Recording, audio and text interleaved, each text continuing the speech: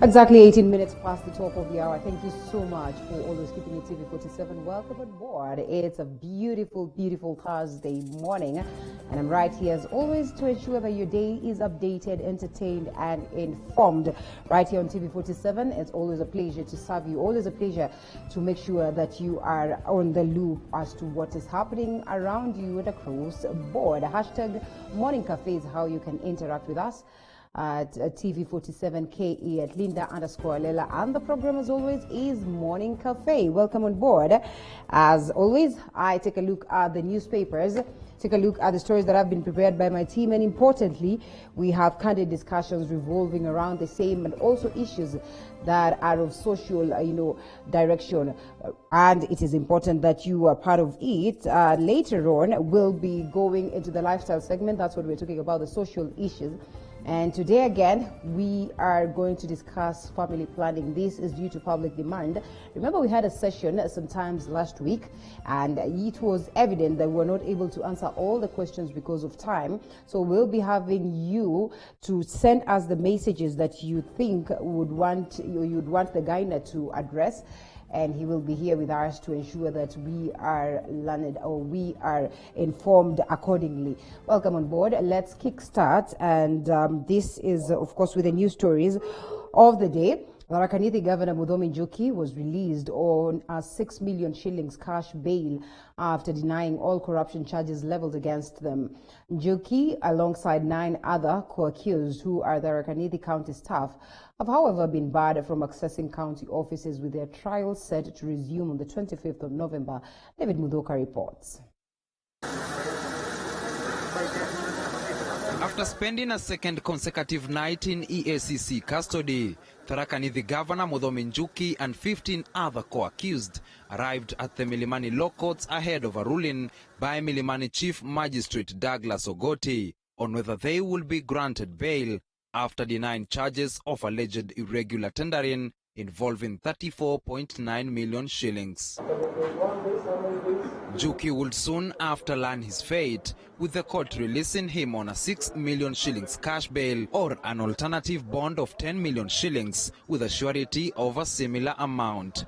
4 other co-accused, among them Tharaka Nithi Environment Chief Officer Frida Muthoni, Tharaka Nithi Head of Procurement Florida Ntwiga, as well as the county's finance officers Hiton Murithi and Teresia Mburia, have also been released on similar bail terms. Njuki and 9 county staff involved in the tendering scam have also been barred from accessing Tharaka Nithi County offices until the case is heard and determined. The trial is set to resume on 25th November. While delivering the ruling, Chief Magistrate Douglas Ogoti gave the accused an 18 hours window to process bail or bond payments, failure to which they will be held behind bars awaiting trial. Governor Njuki is accused of irregularly issuing 34.9 million shillings tender to Westomax Investments Limited, despite the company submitting fraudulent documents to supply, install and commission a solid waste project in Tharaka Nithi. The money would thereafter be wired to Njuki's close associates. Tharaka Nithi Governor Muthomi Njuki and 16 other people accused of corruption could finally breathe a sigh of relief after Chief Magistrate Douglas Ogoti granted them release, albeit on bail terms. This as their trial is set to resume in November. David Muthoka, TV47 at Milimani Law Courts, Nairobi. And the Kapsaret Member of Parliament, Oscar Sudi, remains adamant, saying he cannot apologize over allegedly hateful remarks he made over the weekend against President Uhuru Kenyatta. Sudi says that there are no grounds for issuing an apology, and meanwhile, Kenyans from different parts of the country take to the streets to condemn hateful and insightful remarks from politicians. Addressing the media in Kapsaret earlier this morning, Defiant Sudi says he will not apologize to anyone. The lawmaker insists that President Uhuru Kenyatta has sidelined his deputy William Ruto in the ruling Jubilee government. Siwezi apologize kwa kitu yoyote. Nataka mpaka uniambie exactly ni nini nita apologize. Na kama kweli kuna makosa, nita-apologize. Sudi insisted that he is in his right mind and therefore no one should be asked to apologize on his behalf. Mtu mmoja ajitokeze na niambie makosa yenye ulisema ama makosa yenye ulitamuka kuhusu mama ni hapo. Says he's not aware that the police officers are looking for him, for he has not committed any crime. For the second day in a row, Kenyans have taken to the streets to condemn reckless politicians and their reckless utterances following perceived personal attacks to President Uhuru Kenyatta and her mother, Mama Ngina Kenyatta. From Nakuru to Nyeri to Murang'a and Nairobi, the clarion call is respect for all mothers. Let us respect our mothers. Let us keep them out of our dirty politics. And I pray that this country, we are looking forward to a time where we will see hygiene in our politics. Kutunzi Mama Ngina Kenyatta ni kama kutunzi wa mama wote wa hii inchi. Mombasa Governor Hassan Joho and a host of coast leaders calling for an end to the shameful tirades. The politics of the day today in Kenya is just being abusive, shenanigans, calling each other names. I have never seen anybody who has made it to the national headlines of a serious newspaper for being quiet. Tangu handshake hatujasikia watu wakikorogana. Kumekuwa na amani katika taifa la Kenya, kumekuwa na utulivu katika taifa la Kenya, lakini tuwajua nyinyi wale munzoea vya kunyonga vya kuchinja hamuviwezi. Kawaida yenu mwataka kuona watu wakiteta kukiwa na fujo katika nchi ili nyinyi muwe mwaweza kukama yale maziwa mliokuwa mkiakama kila siku. In Gatundu town, President Uhuru Kenyatta's backyard, residents castigated Kapseret MP Oscar Sudi and Emuruadi Kir's Johana Ngeno and asked the two to issue an immediate apology not only to President Uhuru Kenyatta but to all Kenyans. Hatujai umuona hata wakati mmoja anawania kitu chochote cha kisiasa. So tunasikia baya sana tukimuona akiingizwa kwa mambo ya siasa, akitusiwa, akiambiwa mambo ya haina msingi.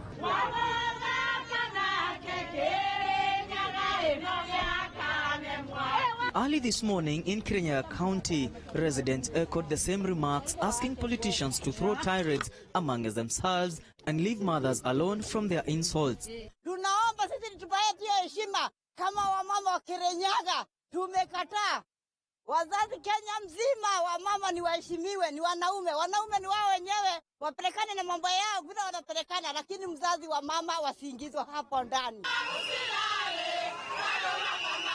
In Nakuru town, residents who are demonstrating retaliated that Kenyans have no space or an inch of honor for leaders who do not respect each, stating that it is disdainful for politicians to invoke the president's mother in their denunciations. We demand the removal of Oscar Sudi and Johana Ngeno from the Jubilee Party. Church leaders from Nandi County have called for calm and asked politicians to shun divisive politics and insightful remarks. Mwangi Maina, TV47, Nairobi. Ethics and Anti-Corruption Commission, that is the EACC, officers raided Kenya Medical Supplies Agency KEMSA headquarters in Nairobi early Wednesday in a bid to retrieve vital information in the ongoing investigations into the illegal tendering of COVID-19 equipment at KEMSA.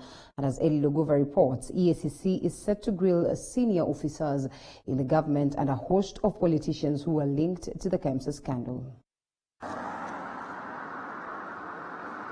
With the EACC left with barely a week to complete investigations at KEMSA, it was business unusual at the Medical Supplies Authority headquarters in Nairobi after officers from EACC investigating the mismanagement of 7.7 billion shillings tender for the procurement of COVID-19 personal protective equipment raided the offices in a bid to collect more evidence. The EACC officers collected computers and other documents that may link the agency to the corruption allegations leveled against it. Today's raid at the KEMSA offices come a day after the KEMSA board was grilled over their handling of procurement of drugs and other goods meant to address the COVID-19 pandemic. The board, led by the chairman Kembi Gitura, spent the better part of Tuesday at the EACC headquarters, where they were grilled over unprocedural tenders worth billions of shillings. The commission is set to investigate a number of senior government officials, politicians and companies which are linked to the multi-billion tendering scandal at KEMSA.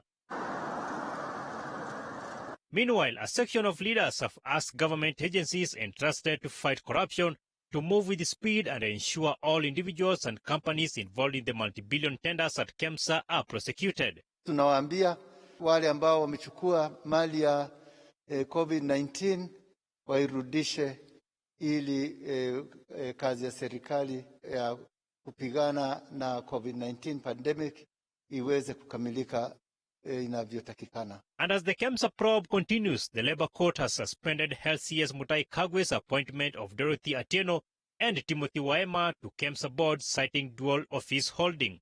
Eli Logova, TV47. And now, let's take that short break. It is important that we cross over to matters more, of course, that has been captured on the newspaper. So keep it right here. We'll be right back with more.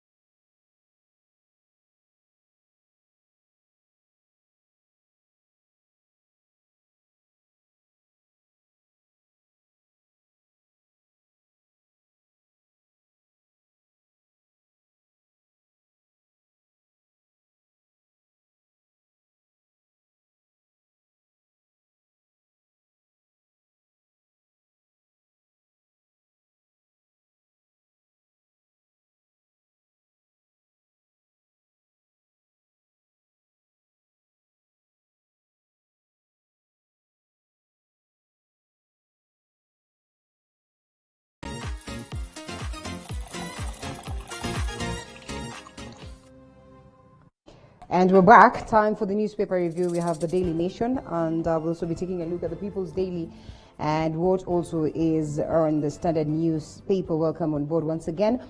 Alenga Trostad, who's a communication expert, joins us this morning to help us go through the newspaper. Alenga, good morning. Good morning, Linda. You're well? Yes, indeed. And yourself? I'm good also. It's great to link up again here. I know after a while, but it's good that you're here all the same.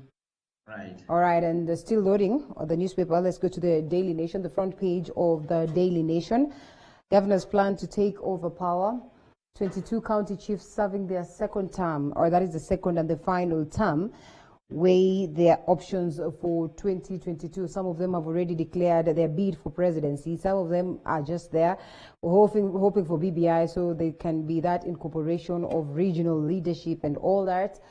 And some equally have been blamed or, pointed fingers at as though they're the ones who are sabotaging the Senate's effort to reach a truce or reach a solution on the revenue share stalemate. I do not know what you make of this, but yes, it's a story that has been captured extensively on page 5 and 6 of the Daily Nation. Kingmakers or third force, having held their positions for more than 7 years, the leaders have built a critical backing in their own regions, and their support will come in handy for presidential contenders, or they could back one of their own. What do you see? Linda, first of all, I cannot see the image from your end, so I want to work on it. But right into what you talked about, the governors who are already doing their second term, and clearly, as per the Constitution, there is no other bid they can place on the table today for governorship. It's a little bit of a difficult situation for them because, as we know, power and its trappings has a lot to do on an individual, and when that goes away, it changes a lot of things. However, there is a lifeline for some of the governors. For instance, the BBI allocation that would call for a third tier of government could offer a lifeline to some governors who are doing their last term if the BBI goes through. And then again, there are those who have already launched their presidential ambitions, like the governor for Machakos, Dr. Alfred Mutua. But again, if you look at the launch of that, you look at it as a way of placing yourself strategically, so that even if you don't gain the presidency, there's somewhere you will be at the end of the day. So for them, it's a moment to be creative, and it's a moment to find out where they can fit. And even in the long run, or in the formation of the next government, you'll find some of them will even get somewhere as a cabinet secretary. So because we know our power keeps revolving around the same faces, the same people. So we should expect a lot of that.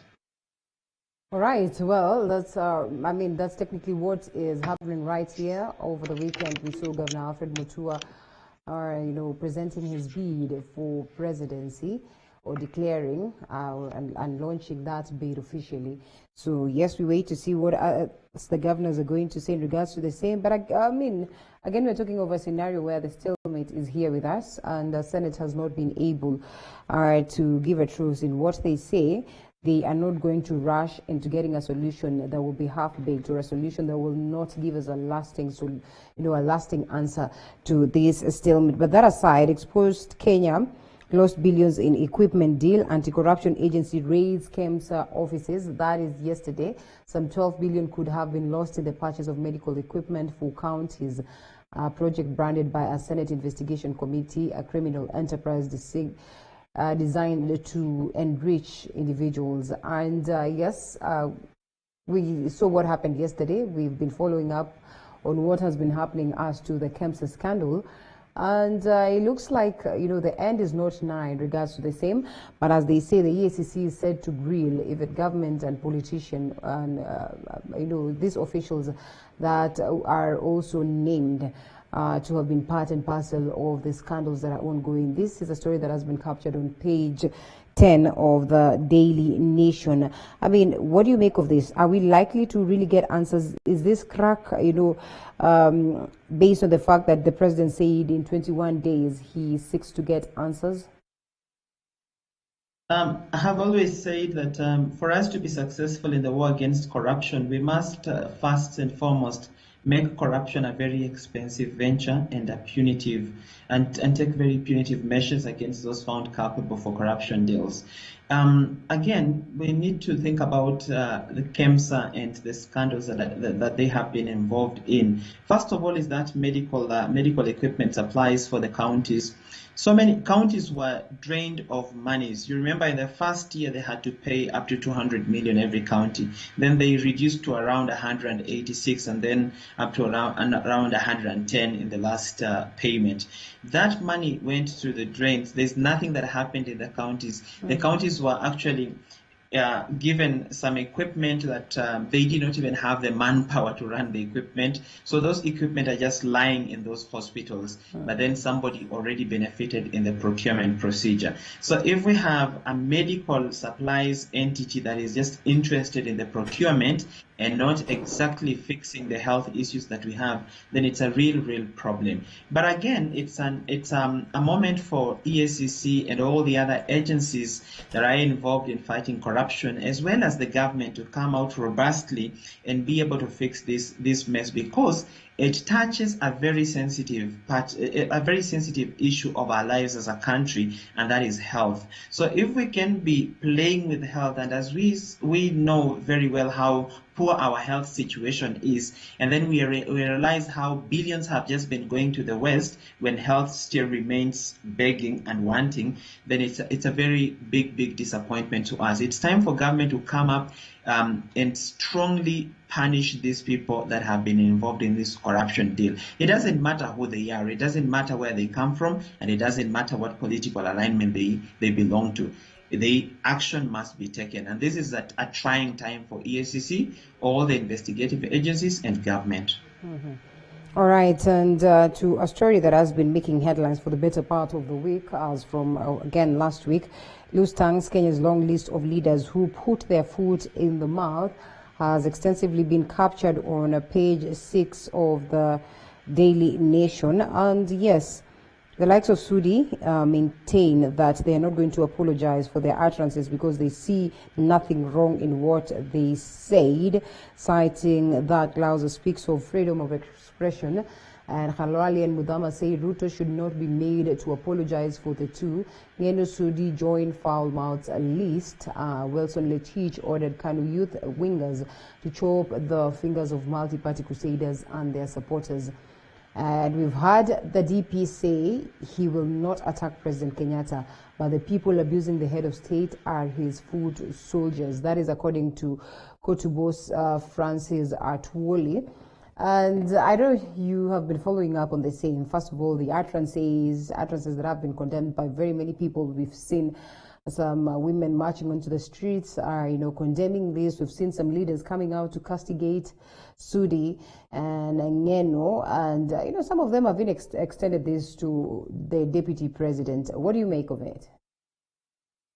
Linda, it's very shameful when we see elected leaders, people who actually use the title honorable, trading epithets on screens without even shuddering to consider that people who voted them are listening to them, children are watching them, and they want to learn something from them. But again, most fundamental to think about is what was the foundation of Jubilee Party? Jubilee Party was founded on how best you could insult the opposition.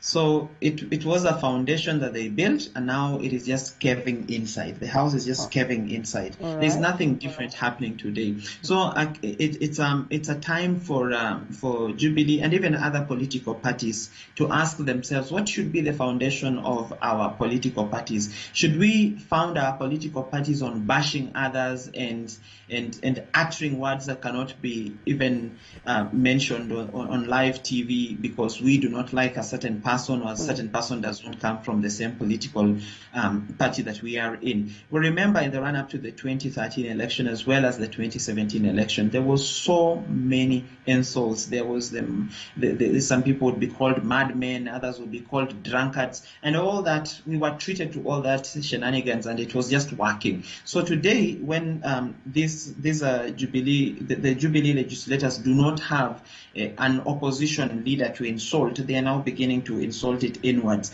But again, it is not really good to go that direction. If you look at the issues that are involved, and the painful part about it is that you find where, for instance, an honorable person that has been respected over the years, that has kept herself away from politics and does not talk in the public and has nothing to do with the public, somebody like former First Lady Mama Ngina Kenyatta being put into this kind of insults, it's not really good. It's for whatever reason it is, you must respect certain people. You must respect them because you're young. You found them in this space and their contributions they made to the country. Then again, if the country has failed, if the leadership has failed, whom do you blame? You need to blame the right person where to put that blame. The president, the deputy president, who is also even from your part of the country and also from your political inclination. These are people you should ask questions. If you have issues with Uhuru, take them to him. If you have issues with the deputy president, take them to him. But when you now call in the mothers and it changes the whole game plan completely, and people start looking at you differently. And then lastly is the issue of some leaders are putting the burden to Deputy President William Ruto to apologize on behalf of the two leaders.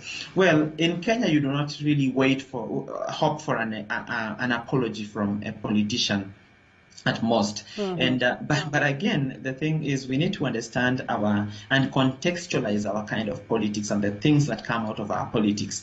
It is always that before people can go into the public, they have met, they have talked, they have discussed, they have pointed out who will talk.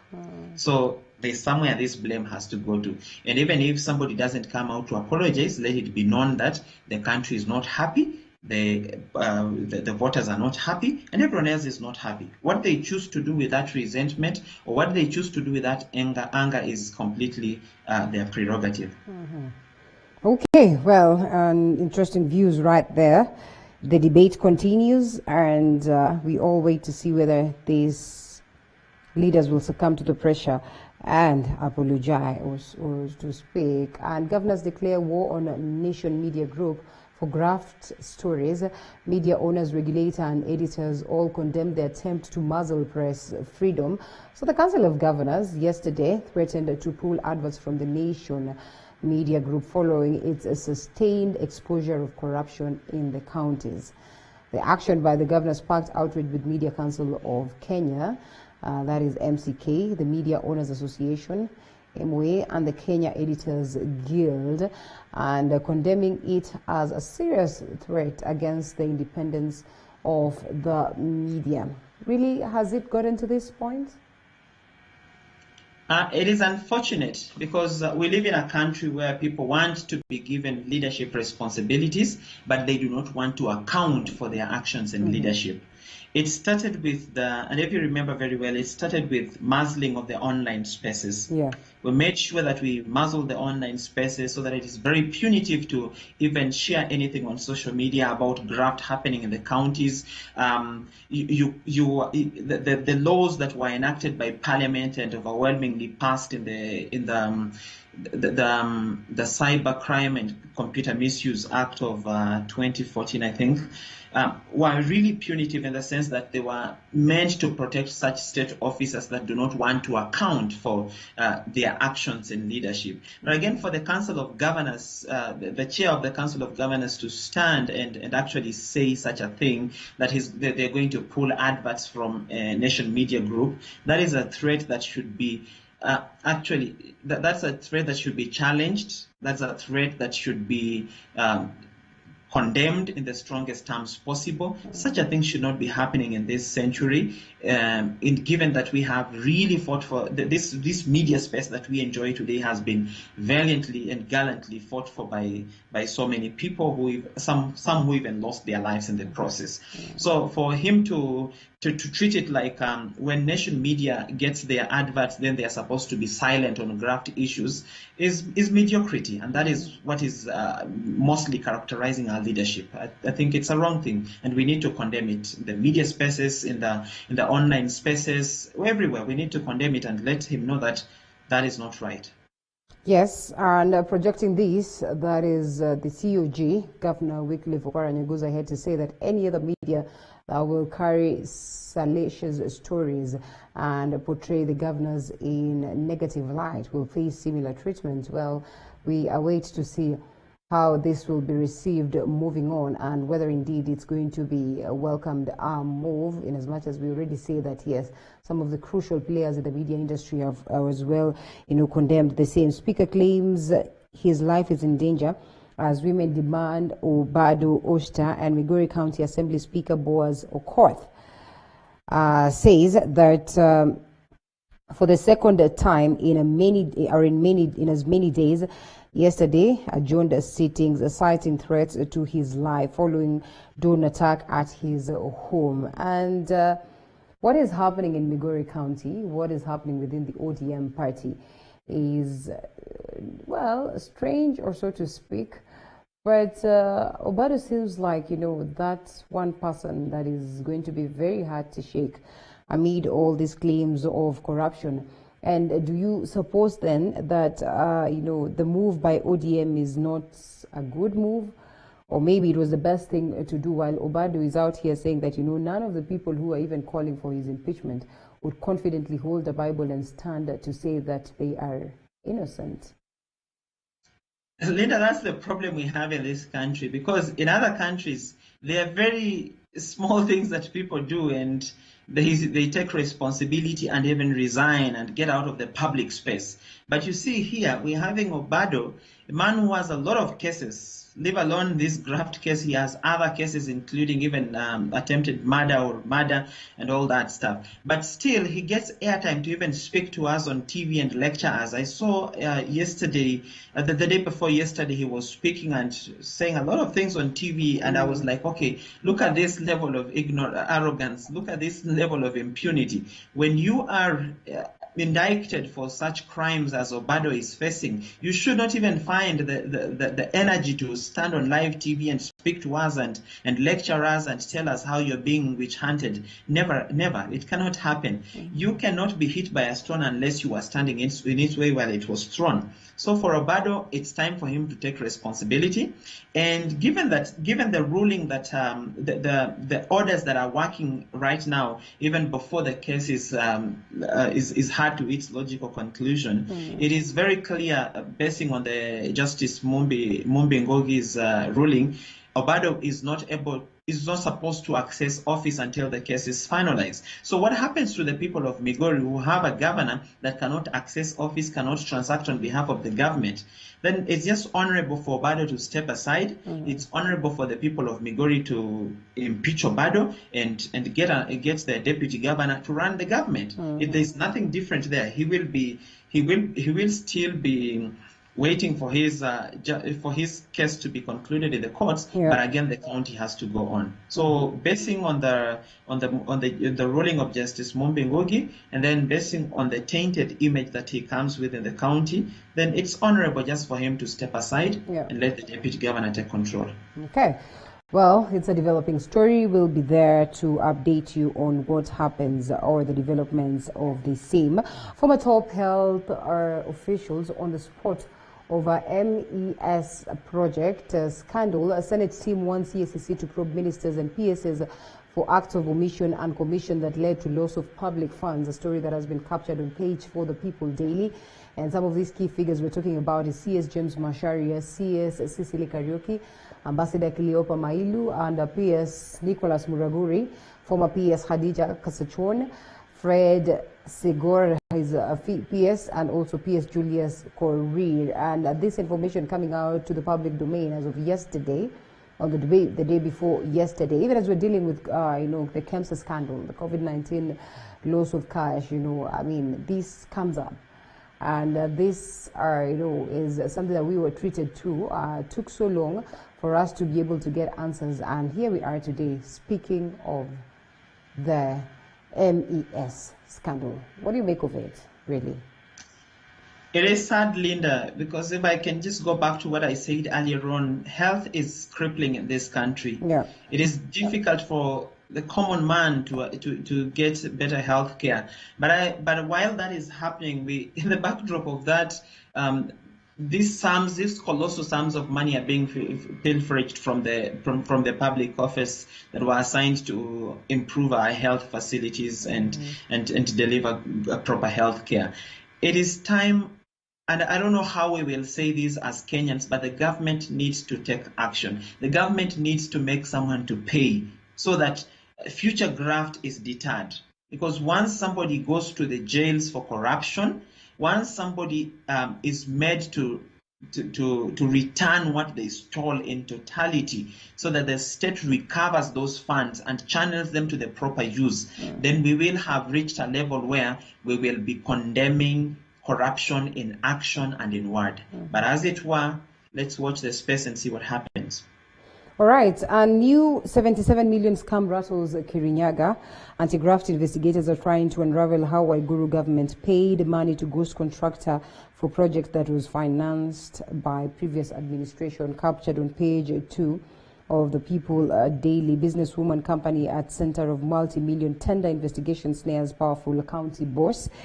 And company director shocked to see documents indicating my company had won a 77 million tender, and of course that is Mwea Makima project, and that is for the Mwea Makima project, and paid the money in full. The project, which is meant to supply water to more than 30,000 residents of Mwea constituency, had originally been awarded to Tonilo Builders Limited at a cost of 77 million. And the EACC was investigating circumstances under which her company, Lewis Suppliers, was paid 77 million for the Mwea Mwakima project. Looks like, it's an interesting session right here, with a lot of confusion coming on board. Company being named to have received these millions, yet they had not received. And yes, this is Kirinyaga County again. I think, Linda, today was we should just name it the corruption day. Yeah, of course. Every story we've touched is about graft, and it's a worrying situation. The issue with Kirinyaga is interesting because if you remember when the MCAs tried to impeach the governor and she came through to the Senate and she was able to get back home untouched. It was sad for the County Assembly of Kirinyaga because they had valid issues, they had sensitive issues that needed to be treated with the seriousness that they deserved. But again, if you look at how they prosecuted their case, how they gathered the evidence, they did a shoddy work there. So that was a learning curve for them, I guess. And there is opportunity that has come for graft again. It's now a better opportunity for them to go back and gather more credible information about these scandals and bring them to light, and then make the governor be responsible for this mess. But again, one thing we should ask ourselves, Linda, when these governors are impeached, what happens to the public funds? Because that is now the point. Because I am interested more in the part where is this person returning what was stolen back to the public coffers? Like when Waitito was impeached, what happened to the funds that have been pilfered to the accounts of his children and his family? What happened to those funds? Did they get back to the County Assembly of Kiambu and run the same projects that they were meant for? So we need to also look at that missing link. All right, well, his case is still in court, and this is just the most interesting part about this scenario. On September 3rd, I was summoned by EACC investigators to the Nyeri regional office, where I was interrogated and asked how my company won the tender. This is now the lady Regina, owner of a certain company. I was shocked to see documents indicating my company had won a 77 million tender. That is from the government of Kirinyaga. That is on this particular project of Mwea Makima project, and paid the money in full. This was very strange since my company wasn't pre-qualified in the tendering process. According to Regina, the company documents she had submitted for pre-qualification were the same in the file, but the bank account had been changed. That's interesting.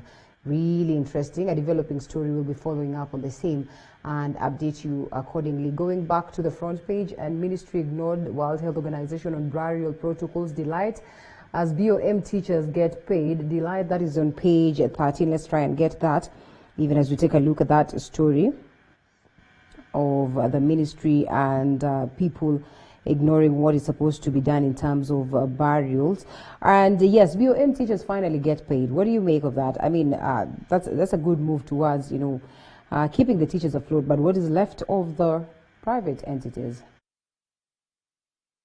Linda, I don't know whether we should celebrate that BOM teachers are being paid. Oh, yeah? Because what else should be done to them after they have done work? Mm-hmm. They should actually be paid. Oh. So I don't know why we are in a country where normal things are no longer treated normal. It's just normal that if you work, then you should be paid a pay that is commensurate to what you have the work that you have done. And then for the private schools, I think it is a moment for most of our businesses, not even only the private schools, to have a business continuity plan, to have to be ready to face certain eventualities. But we were in a position, we were doing our business in a way that we never anticipated there will be any shakeups in the business environment. There will be no shift in the business space, and so we were very comfortable with what we were doing. So it's a period for the private sector, in terms even the schools and the entire private sector, to have robust business continuity plans to be able to shelter them through turbulent times like these ones. Mm-hmm. Okay, and still on matters education, a parent had argued that order to shut schools was unconstitutional, presented the same in court, but now TSC wants petition against schools closure dismissed. According to them, they say that contrary to the allegations that the community-based learning will water down value and quality of the education, the program is intended to enhance learners' life skills that will have a positive bearing in shaping their lives. So much is happening. Of course, Magoha yesterday crying foul and saying that media has made him look like a fool. Of course, in his constant address of trying to seek a solution on matters education. And in the best interest of time, we will not be able to go through any other story. And I think that's where we're going to leave it at. This is Obado. That's the cartoon edition of the day. And I think we've spoken about that. Bring it on while he tells the likes of Right Honorable Raila Odinga of the ODM party. And he's sitting right on top there, just about to be minced. That is the impeachment mincing machine. Mm-hmm. Alenga, thank you so much for the great insights. I guess time might not allow us to go through more stories. So that's where we're going to wind up this segment of Newspaper Review. We get to see you some other time. And for you, of course, who's watching, hold it right there because we're crossing over to the next segment after this short break. Thank you, Linda. You have a good day. You too. Thank you. All right.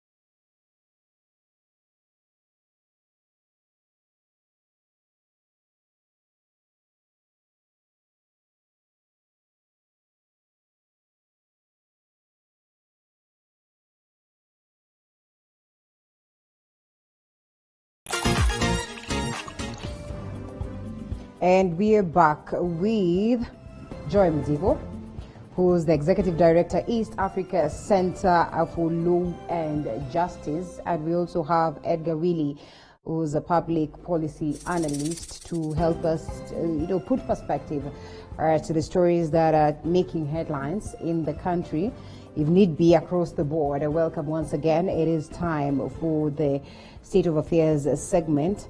And remember, it's important that you're part and parcel of the conversation. Hashtag Morning Cafe at Linda_Alala TV47KE. You can drop your comments down there and we'll get to sample some of them as we proceed. So we take a look at the stories that have been happening right here. But importantly, let's first of all start with this one on matters education. Education is crucial. And Magoha has treated us to, I would say interesting moments, confusing moments for that matter. I don't want to declare them confusing, but many have declared them so. Looking at also what he said yesterday, that the media has come out to paint a fool of him. Do you suppose that it's the media or it's just the way he's handled things at this time of COVID-19? While we might point fingers at him, let's also consider the fact that, yes, the entire global fraternity has been trying to figure out what next as we deal with the pandemic. Joy. The entire global pandemic, the entire global family, most of them, their children are either back in school or if they're not in school, they have a plan of what they will do with their children when they go back to school. Mm-hmm. In my opinion, and I have said it here before and I will repeat it again, if the Ministry of Education was giving us plans, concrete plans of what they're doing to ensure that our children are safe, to ensure that we have a return back to school formula, then nobody would be painting anybody a fool because it would be apparent what work is going into it. So we have opined, for example, one of our new normals is some form of social distancing.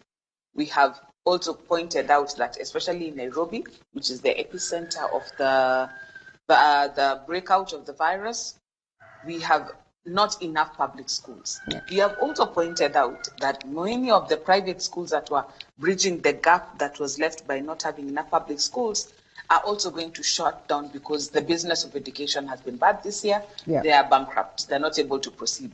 These are things, by the way, any ordinary pedestrian on the street can tell you about the state of education. Now, this has been a year when the capitation funds that are usually taken to the schools for public schools to bridge the gap for government sponsorship for free primary education and secondary as well has not been used.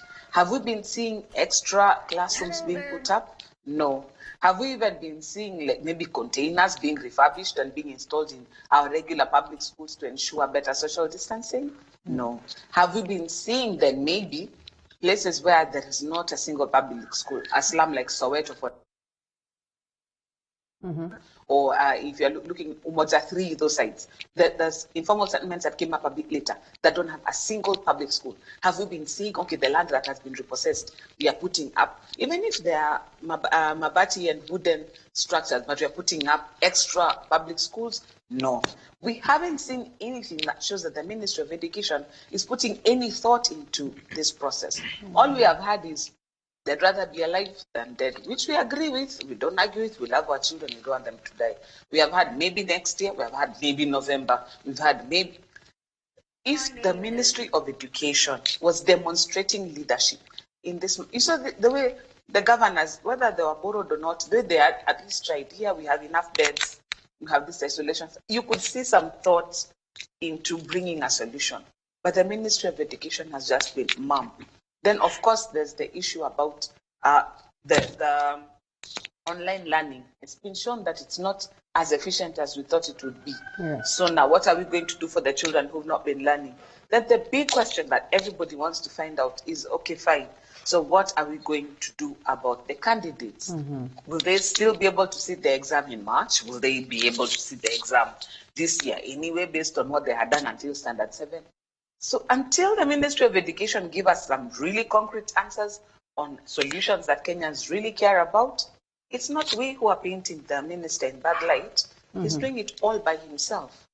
Well. Looping in Edgar, and sincerely speaking, we've seen like about 3 leaders right now pointing or fingers at the media. And yes, Magoha yesterday saying that the media has painted or has made him look like a fool. Right Honorable Raila Odinga spokesman Dennis Onyango has now called on DCI to investigate journalists giving Obado fair coverage by claiming that they are being given money to do that. And today morning, we've been treated also to a newspaper story that, not just today morning, but technically that's what the Council of Governors chair declared yesterday, that, the media has been covering, that is Nation Media in particular, has been covering, so much of corrupt stories. So in this case, they're going to stop advertisement. They won't be giving them advertisements, and they won't like it or won't be going easy on any media station that decides to be, painting a bad picture of the corrupt activities that are happening at the level of the counties. Just how best can this be handled? Thank you very much, Linda. You were breaking a bit when you were starting, but let me just start with the issue of education. I had an opinion when Magoha was starting off in the Ministry of Education that he was the wrong choice of the education docket. Oh, yeah? Because Magoha tried to fit into the shoes of the former CS of Education, which is Dr. Matiang'i. He tried very much to fit into the shoes, and he couldn't. Dr. Matiang'i is very brutal in his tackling of education matters, and Magoha has tried to be brutal too, by even calling people fools in the media and trying to push people around. That cannot work. That cannot work in a docket like that, where we have politics pushing agendas in the ministry. It cannot really work. Magoha has been shifting goals, saying this and saying that and saying this and saying that. We are opening schools, we are closing schools, we are opening, and he can only blame himself. Right now, a few weeks ago, he said that the BOM people, those people who are employed through BOM, are going to be paid some money. Yeah. But people are complaining. They are saying they are not seeing any money coming. Well, today we have the latest of developments declaring that they have been paid, yes. Which is actually one thing that we were talking about this morning. So yes, I hope they have all been paid. I hope so too. I'm here to confirm from my people from the ground, because those are the ones telling me that they have not been paid. And also, you were talking about the county, the county government bosses. Talking about the Nation Media Group. Yes, this is what I was asking. This is what I was asking. Like, it's not, Magoha is not the only one that has pointed the fingers at the media. He says that the media has painted a bad picture of him. Council of Governors also threatening Nation Media Group and saying that they've been highlighting so much of negatives on the counties or in the counties, and in that case they will even stop advertising with them.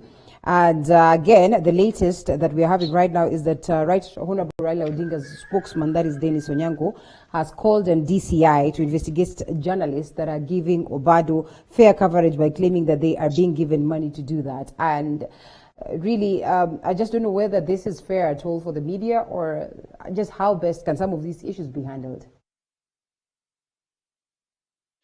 Linda, you cannot control whatever goes out into the media. You cannot control whatever you give it to the media. So it usually takes a direction that it takes a direction. The public has a perception. The public can see what is happening, and they can judge what is happening. The Obado story, the county government story, and Magoha's story are just stories going into the media, and they take their own direction.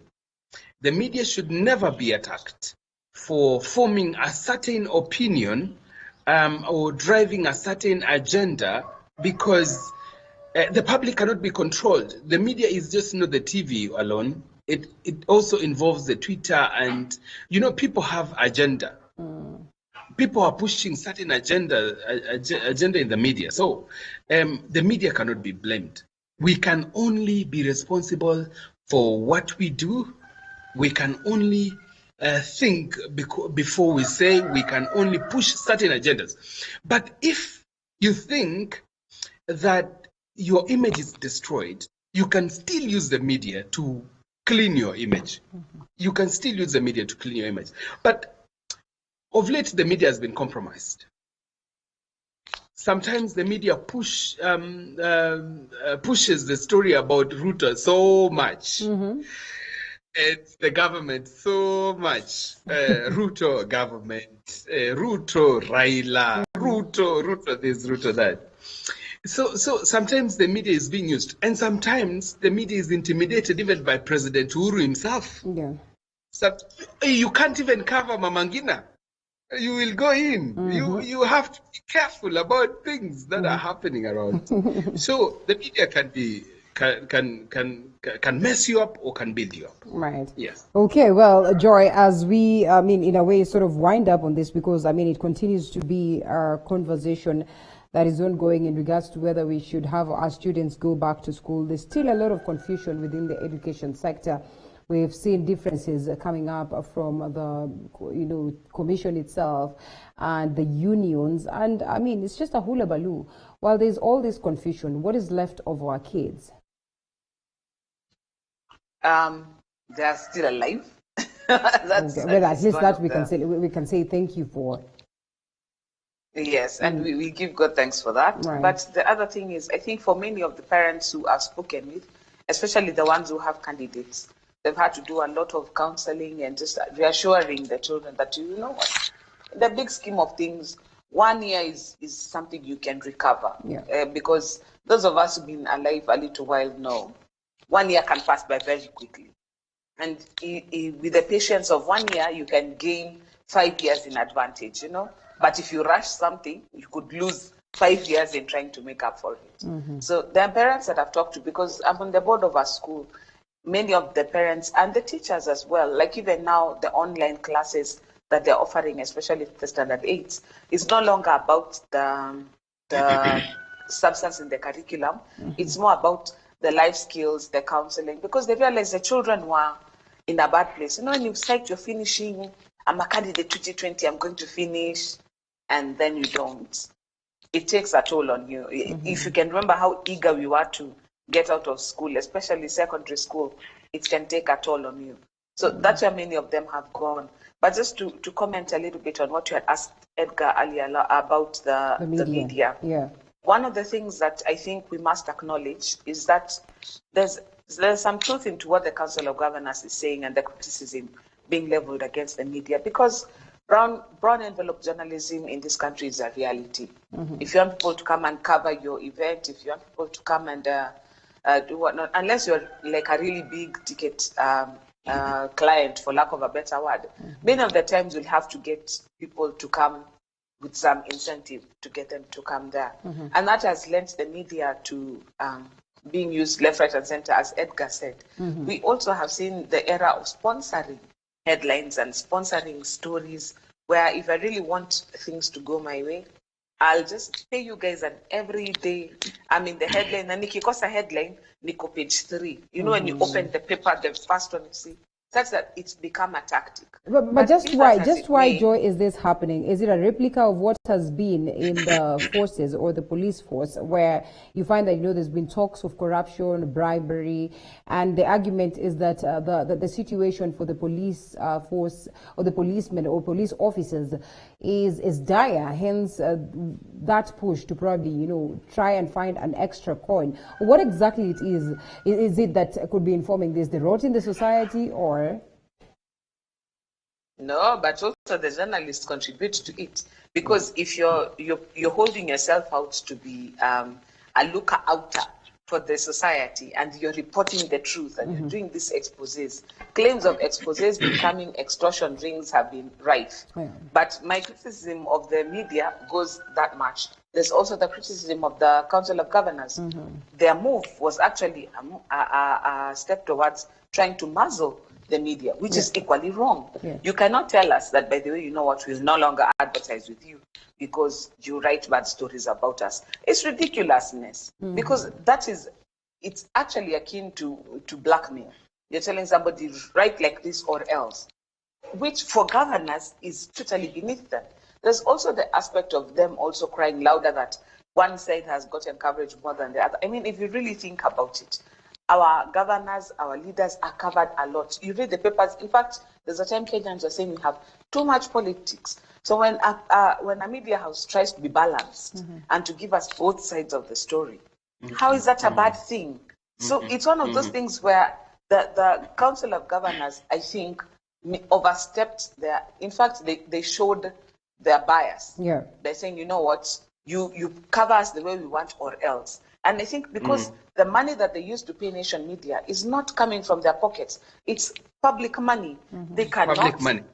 They cannot pretend to behave as if they're doing Nation Media a favor by using Nation Media to inform us, the ones who have hired them, of what needs to go on. Yeah. So they need to retract that letter of theirs very quickly and just grow a spine. You know what? This life is hard. Let's just do the best we can, all of us together. But this Vitisho Baridi, it's not the day and age of it. Having a free and liberated media is something that is essential to getting our constitutional right of access to information. So we cannot muzzle the media. Whatever their weaknesses, we have to find a way of mitigating them, but not using economic espionage and sabotage. It's not right. Yes, and picking it But up. it worked. Yes. I'm saying it worked. Right. It Wow. smoked Nation out of. They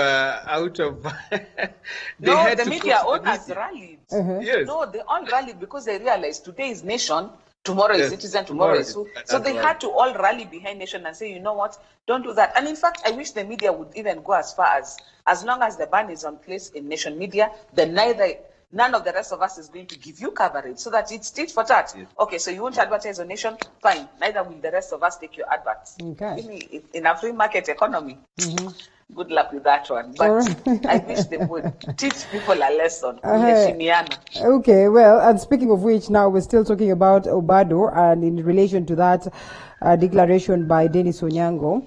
And yes, we've seen his security detail being withdrawn as the impeachment motion was adjourned. And the speaker now citing that his life is in danger, hence the reason why he proceeded to adjourn that. Just what is it that is happening with the counties, looking at what we've also been treated to, governors being presented to court, governors, appearing before the EACC, embezzlement of funds on the front page of the People Daily today, a pinpoint of what has been happening in Kirinyaga County, 77 million or billion, in question.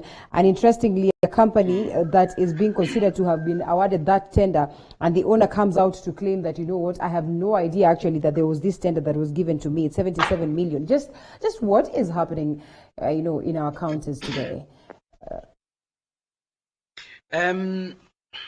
Linda, you are only wrong in our country when the government tells you that you are wrong.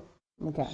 You are, you are right until the government comes to your door to tell you that you are wrong. We are living in a country that is run by, you can say is run by interests, is run through interests, is run by the police, is run by the military right now. If you are not careful, we'll also be militarized. Now, Okoth Obado's security was withdrawn because of a certain direction that the government is taking. The government is being selective in fighting corruption here and there. I think everyone is culpable and everyone has done a certain wrong, but it will depend on how wrong are you before the president or Raila Odinga or the leaders of the country. There are cases which are being treated in a very different manner. Kirinyaga, for example. Kirinyaga is right with the BBI. You have to be right with BBI so that you can survive in this country. Okoth Obado is wrong with Raila Odinga. That's why they even declared on a national TV that these guys should be impeached. And MCAs were directed that Obado should be impeached. And even the security of the Speaker of County Assembly of Migori has been withdrawn too. just to intimidate this guy, to impeach this fellow. How far can you go to impeach someone or to get someone out of their seat? The charges being given, being leveled on the governor of Migori has, the director of public prosecution is the one coming up with the charges. And it is the state coming up with the charges. So taking the charges before the courts, you have to prove that someone is culpable. So this is where the problem is. The state, the police, the DCI comes up with evidence, and the DCI is under the control of the president, and it actually shouldn't. So it is a process that you can start when you don't like someone. When you don't like someone. What is happening to Okoth Obado is quite unfair. But if he stole, let justice be done. And if justice can be done to Obado, then let justice be done to everyone equally in the country. Right. Don't leave Kirinyaga out of this. Don't leave anywhere, even Mutua and all those other people. Those who I mentioned Mutua because of Joy. Yes. Okay. Well, and that aside, speaking of matters graft still, KEMSA officials, appearing before EACC and a crackdown in their offices or on their offices yesterday.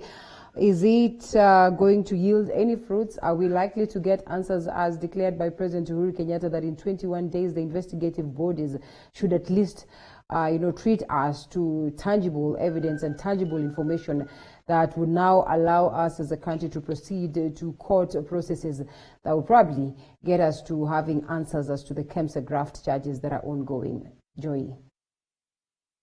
The 21 days is expiring, I think, next Wednesday. Yeah. The 21 days is up, and so we need to get concrete answers from them. And like I've said here before, and I must reiterate, that of all the people who have been investigating this matter, whether it is the Parliament, the National Assembly, or the Senate, only the EACC and the DCI can get into the nitty-gritty and the meat of this. And they have the technology, they have the manpower, and they have the mandate to do so. And so until the 21 days is up next Wednesday, what I am expecting from them now is a more concrete, something that we can actually action. Because what we've been seeing before is like rumors and hearsay. We hear this guy got this tender, we hear that guy got that tender, we hear this company is this KOT investigators do a little bit, that's the Kenyans on Twitter, they do a little bit of investigation and come up with a screenshot of who owns this. But all those things are not actionable. Until the organizations vested with the investigative powers come up with not just the investigation, but the recommendations on how to proceed forward, then I think we don't really have much to go on based on what we have in the media. But once they come up with that report and they give us now credible information, the next thing you will see is the DPP now writing his famous letters and saying, you know what, today I asked so-and-so to please turn up. Today I actually gave the go-ahead for the file on so-and-so to be taken to court. And I'm hoping that that's where we're headed with this. So we've got one more week to wait. After that, the president as well as the Kenyans will be told exactly what the EACC and the DCI have found out in KEMSA. And we are all waiting with bated breath because this has been one of those scandals that for me, it was a punch in the gut. It was not just, random money being stolen. This came at a time when Kenyans just could not afford to lose even a shilling. And if there are people with such zero conscience, we need to hit them with everything we've got. Every law in the book needs to come at them. There should be no mercy. It doesn't matter who you are, this one, there should be no mercy, because it is incorrigible to imagine that you would wait for a pandemic when everybody is in such dire straits, and then you pull such stance. It's called disaster capitalism. It's nonsense, but we need to call it out for what it is, that it is immoral and it needs to be punished. So I have high hopes on what DCI and EACC are going to come up with. And if they come up with recommendations, I hope they're followed through, that they would be treated to a cover-up. All right, and yes. Linda. Yes, Linda, as I I'm loop going you to in, as I loop you differ. in, Yes. we are still discussing the MES scandal and former top officials on the spot over this particular project. We're talking of the likes of CS Macharia, we have Cecily Kariuki, Ambassador Cleopa Mailu. I think this happened during their watch, or the watch of Cecily Kariuki. I mean, this is pretty much unfortunate. This down the line, we've not been able to get crucial answers of the same. So what are just the likelihoods that, again, KEMSA, we're going to get answers as we loop you in? I didn't get your first question, but I'm just going to try It's in to. regard, no, it's just in connection with the same, yeah? And we are talking about, of course, the latest that is coming on board. That Senate team wants EACC to probe ministers and PACs for acts of omission and commission that led to loss of public funds. That was some times back on a story that has been, captured right here. And former top health officials on the spot over MES project. So this is one of, the issues of allegations, corruption allegations that were happening in the health docket. And, every other time, every other phase, we are treated to scandalous activities within the health docket. So just, and I mean, amid all of them, none, has, well been prosecuted. We've not seen officials being convicted. We've not seen recovery of assets. Just why should we then think that this KEMSA one is going to be special? Linda, yeah. The KEMSA story is a very sad story, and I'm not seeing anyone being prosecuted any day, anyhow. I want to differ with Joy, and I want to tell Joy that we live in a country where we're just going to sweep this under the carpet and we are going to move on. No one has ever been prosecuted in the health docket. No one. Even the former health minister, Cecily, with this health scandal, these equipments that were procured in a very shady manner, in a dark manner. Someone is eating money somewhere through the health docket. No one is going to be prosecuted. These things you're seeing about the DCI running up and down, these are just sideshows to calm down people who still have hope in the country. Yeah. Otherwise, there is nothing. The people in the office stole. People ate in the government. The director of KEMSA said that he was being directed by Mutahi Kagwe. Mutahi Kagwe is denying on the other side. The PS is saying this, the directors are saying this, the CEO is saying this. But I would want to believe the CEO, and I would want to believe the board in itself. And I want to think that they were given direction. The government ate this. And Uhuru Kenyatta knows all this. And the NIS, they know all this. What you're seeing is drama. And what you're seeing is, guys, you are just being told, relax, and we are getting done with this. No one will go in. Or if someone goes in, then it will be a sacrificial lamb. This country it belongs to someone, and you can't do anything about it. Okay, and Yes, as we drop on this one just- and we wait to see whether we're going to get any sort of answers, I just want to hear your take on the fact that there's been a lot of changes happening within the parastatal, of course, bodies. And I don't know. Okay, before we even get to that, this one, Kenya has donated a total of 300 million to the African Union COVID-19 Kitty or Response Fund and the Africa Centers for Disease Control and Prevention units. There's been that clarion call that Africa should come together and find a way of dealing with COVID-19 as Africa. We've seen most of the leaders adamant, especially also in the East African region aspect. But then again, this move, Kenya has been actively involved.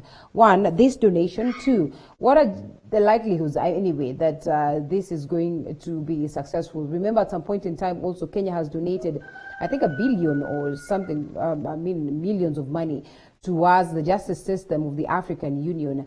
And up until date, really nothing, just nothing tangible comes out in terms of dealing with African cases, Joy. No, those courts are active, and those organizations are active. It's just that they don't have local feedback mechanisms. So many Kenyans are not aware of maybe what benefit it is. And belonging to the Africa Union, to the East Africa community, has a cost. It's not. Yes. It's a like a members club. Yeah, So you have to keep the club moving. You have rights. You have to keep it up. And But the argument that it's- most of the people, well, like you say, there's not that local feedback that is probably good enough to get the people to understand that, you know, these activities are moving on well. But the argument is that there's been so much that is happening across, you know, different parts of Africa that really would require immediate attention of the African Union. But you find that there's no course that is actively addressing some of these issues. That's where I was headed with this, is that when you have something that actually takes up taxpayers' money, there has to be a feedback mechanism that shows people this is the value for money. So let me use an example. The time when we had the locusts, we have a regional organization that is supposed to respond whenever there is a locust invasion, and it incorporates the countries in Eastern Africa, now the larger East Africa region, as well as the countries in the Horn of Africa. And so with membership into such an organization, when we had the invasion, the response would have started once they were sighted in Djibouti, before they become like a huge problem across the region. We should have been able to contain it then. But because the member states were not very active in keeping up the organization, it has been whittled down into a little secretariat that is very threadbare, and the response, therefore, to the locust was not as robust as it should have been. Now, this is the same with the East Africa community, it's the same with belonging to the Africa Union. We have to pull our weight. And now when you talk about the Africa CDC, it's because there has been peculiarities with how Africa has responded to the COVID-19. With the exception, I think, of Morocco and South Africa, where it's really hit hard. The rest of us, somehow it hasn't been as punchy as it was in the West.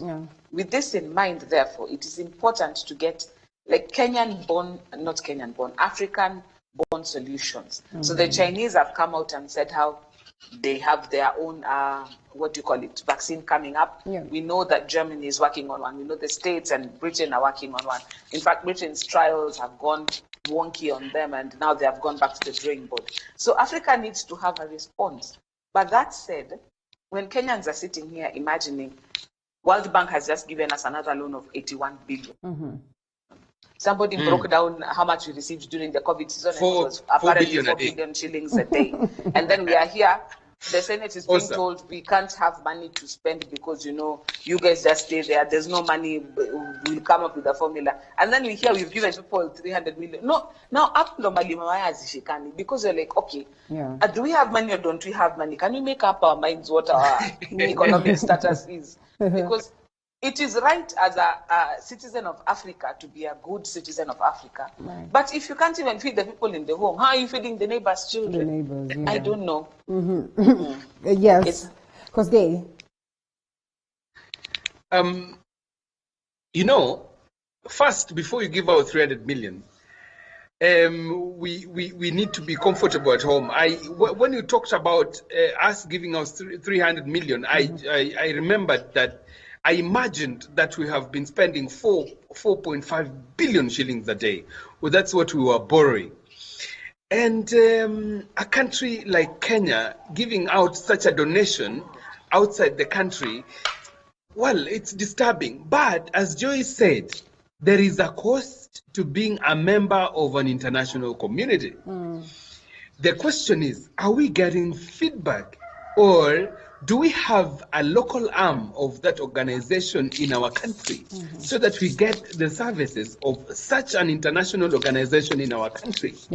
It is not bad to be a member of international community. In fact, it is very good. It is time that we Africans come together and pull together and get these billions that we are borrowing, do something for us. Linda, it is so disturbing. Imagine, well, you are borrowing, yet you are giving out. But it's not bad. I'm not saying it's bad to give out. I'm saying, what I'm saying is that we just need to see how these things are going to work for us, and we need to have local arms of such an organization in our country. Yeah. Yes. All right. Well, today I'm jumping on different issues. And now we leave that aside. Towards the last minutes, we'll be taking a look at some bit of politics, but not before I get your view on this, that government transfers Kenya Meat Commission from Ministry of Agriculture to Ministry of Defense. And yes, someone says talk of beefing up security. Joy. It's one of those moves I've really been trying to understand what the magic is. What is it? Because the Kenya Meat Commission is a state corporation. Yeah. It's not a department of government. It ought to be like a business enterprise that is being run on behalf of government.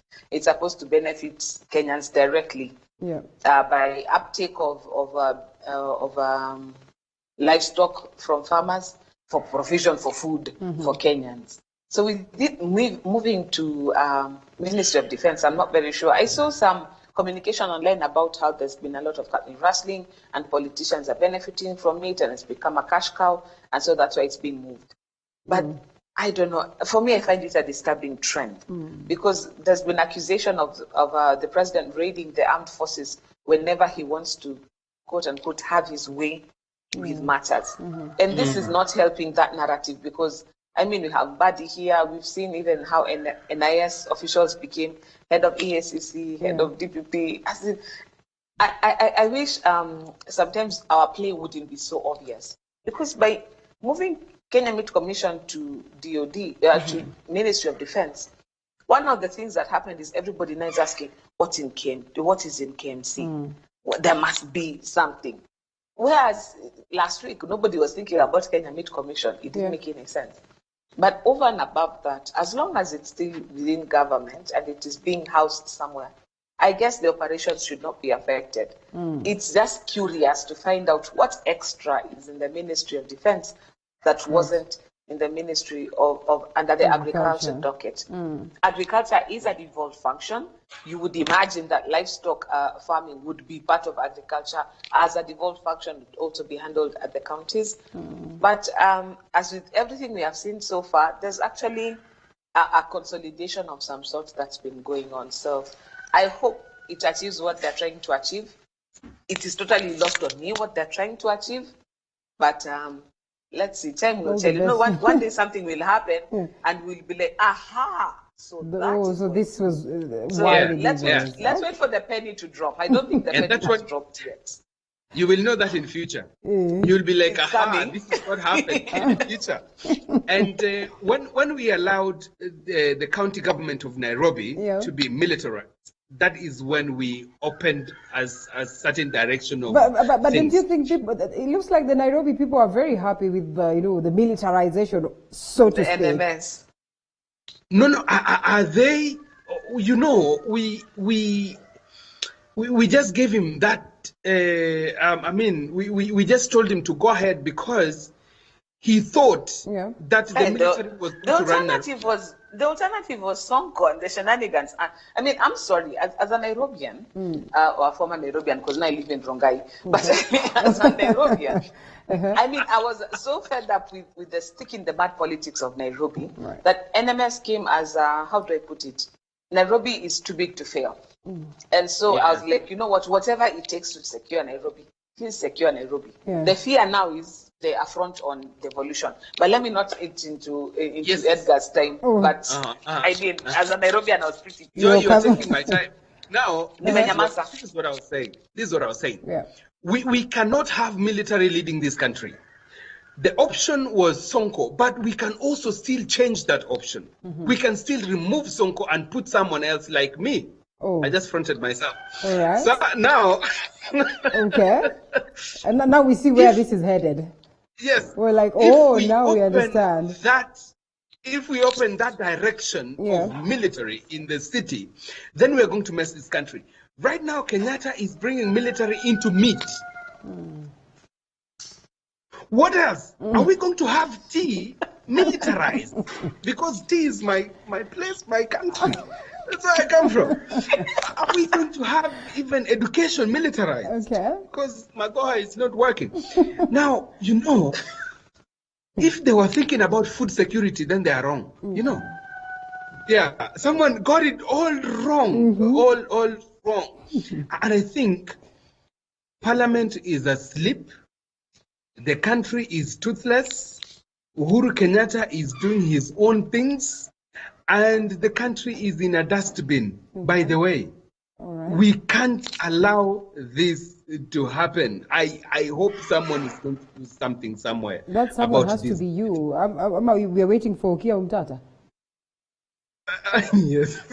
or your brother, Okiya Mtata. Yes, my brother Okiya Mtata is like, we're all waiting to see what he's going to do as opposed to us, blowing the whistle. But anyway, like you rightfully put it, yes, I think we can only wait and see what next or what really informed this move, right? Okay, now let's cross over to some bit of politics. We have like three things that I'd want us to look at on matters politics. Of course, Right Honorable Raila Odinga says reggae is going to be back with the bang, and Atuoli coming out to declare that the dates and everything is set for BBI. But before that, Third Way Alliance, one of the key crafters of the Constitution, Ekuru Aukot, is not enjoying his stay in matters politics. While he sounded like he would have been the best person, he sounded like he was the key figure of Third Way Alliance, he's now out. Fred Okango, I don't know whether any of you have met Fred Okango at any point. Yes, I have. Very vocal guy, and looks like he's been successful on this one. I don't want to say that it's a Fred Okango's affair, but I mean, this is what Third Way Alliance needed. I think so. It's one of those things where they have shown the way on one specific matter, where if the party leader takes a direction that was not ideologically what the party was established to do, then the party has enough mechanisms, even for the party leader to strong arm him out of the way. Now, like you said, not just with Fred, but in the party, they've had various discussions surrounding some of these things, and I'm okay. It seems like a bit far-fetched when you're the party leader and people manage to edge you out. Yeah. But we saw the same being attempted with Senator Wetangula and Musalia Mudavadi a short while ago. I think people have come to a place where they're tired of the big man at the top leadership, and they want to own the party. And I think Third Way Alliance has shown us, you know what, we can remain ideologically sound, we can manage to own the party and to move forward. One of the things that we must admit is that we are not privy to all the discussions that went on with the NEC and with everybody else. But I am glad that there was a process, that they followed through with the process. And with a few friends that I've talked with who are in the Third Way Alliance, they regret that it had to get to that point, but they realized if they were going to move forward with the ideology that they're trying to craft and what they're trying to accomplish, they realized Dr. Ekuru's ambition was different from what they wanted to do. So I laud them, because what it does, it also sets Dr. Ekuru free to do what he wants. I mean, there's an election coming up. Most probably he wants to run for something or other. Rather than staying with the party that is fighting you to the death, you'd rather set yourself free. But I laud them for showing the older parties the way. Set in place systems and institutions rather than setting in place personalities, such that if need be, and the personality has to be separated from the party, that it is a process that can be done fairly, quickly, and hopefully for mutual benefit. Well, unless contested, at least this one has shown that, yes, they have officially managed to do this. And hashtag, let me say this, Punguza Mizigo Kenya, the person whose image appears below is no longer the party leader of Third Way Alliance Kenya, and is therefore not authorized to represent or transact any business on behalf of the party, effective September 9th, 2020. Declared officially, they have beat Ford Kenya, they have beat Amani, those ones that we know attempted this, but have not been successful so far. No, but you have to think back to what happened earlier. When they were doing Punguza Mizigo, they had done a lot of background work, and the party leaders only sort of came to the fore to pull to try and pull the referendum together. Yeah. And at that hurdle, they seem to fail. There, I think, is where majority of the problem started, because there was a lot of allegations about interference with the process, trying to subvert the process. We saw this when Apollo Mboya went to try and switch off KPLC, and Kenyans rallied behind him, and then they say, okay, fine.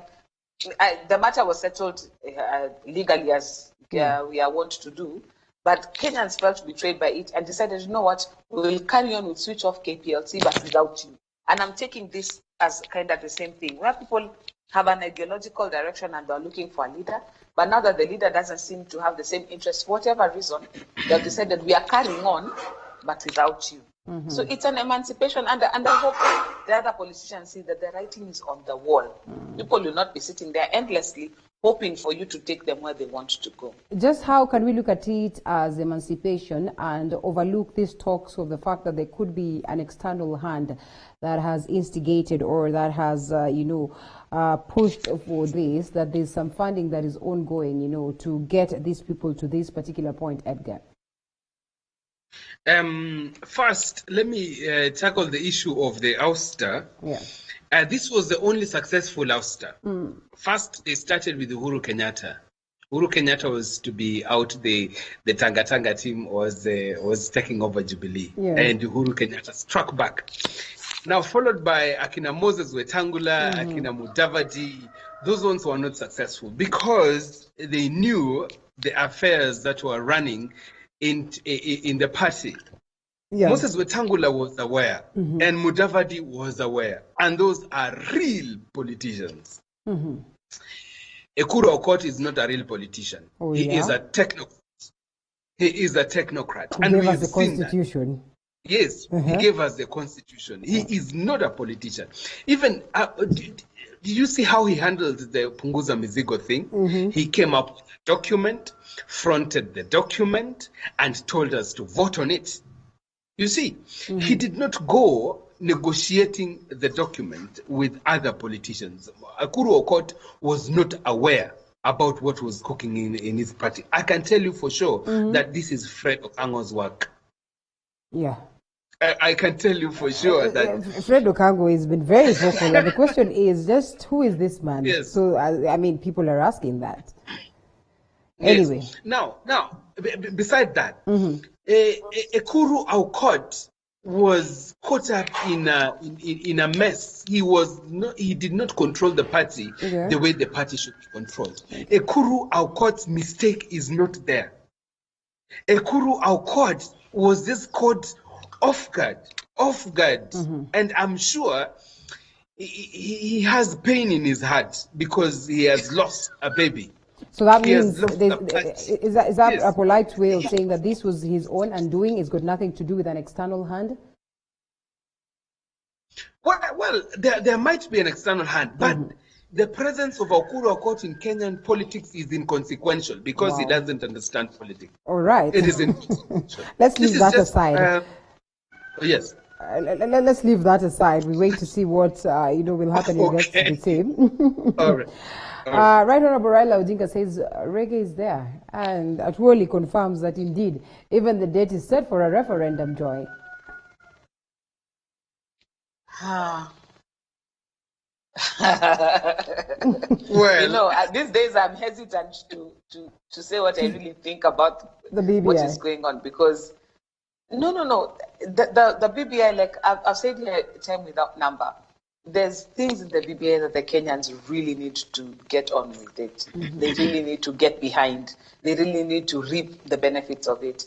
I listened to some of the presentations made to the steering committee, and Kenyans have excellent ideas that if we implement, that actually make a difference in our lives.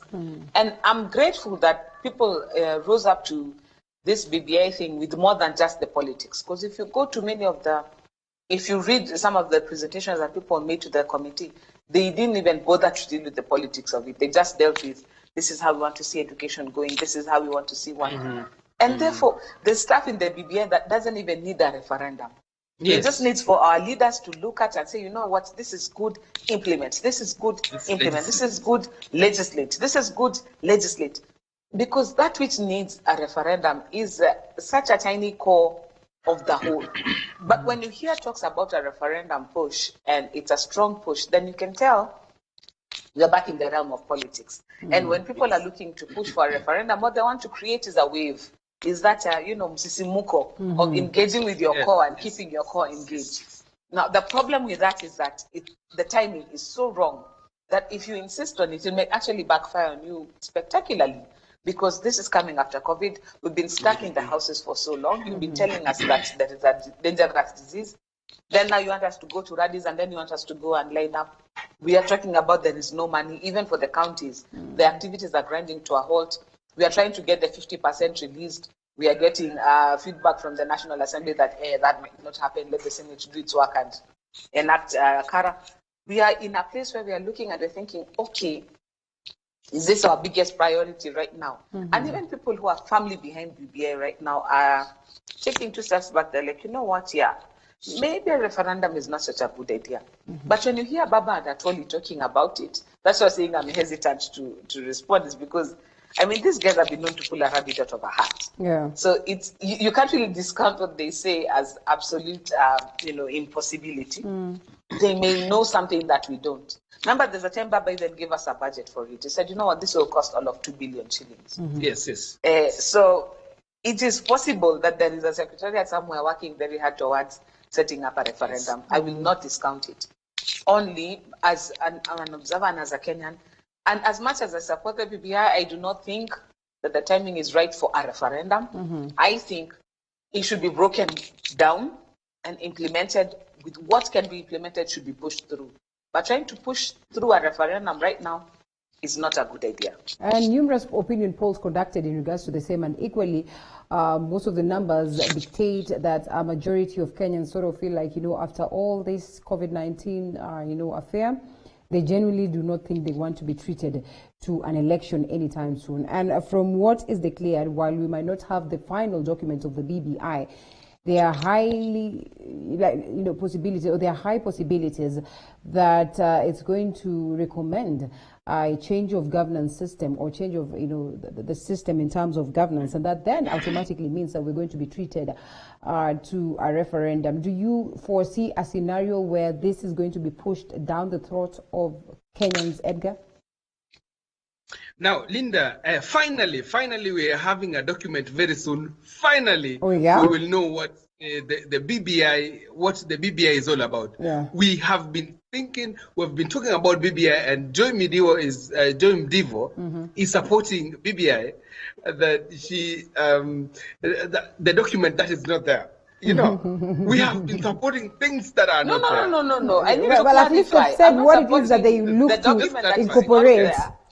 No. I have to clarify one. I'm not supporting a document that is not there. When we read BBI 1, there are things I have said, the conversation about national ethos, our national value, shared prosperity, let's be peaceful elections.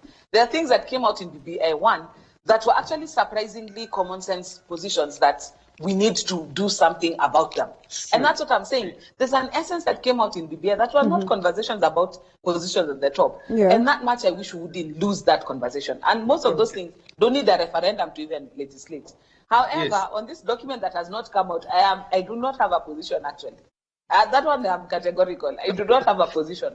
But I sat in on some of those rallies. I went to KICC and listened to Kenyans presenting to the steering committee, and guys had actually really good ideas. That if those ones are gleaned and sifted, Kenyans can get, how much money have we spent on that BBI? We should get something for it really. It can't have all been a circus just for the politicians. That is my argument. So I'm not supporting the referendum or not. In fact, that bit irritates me to no end.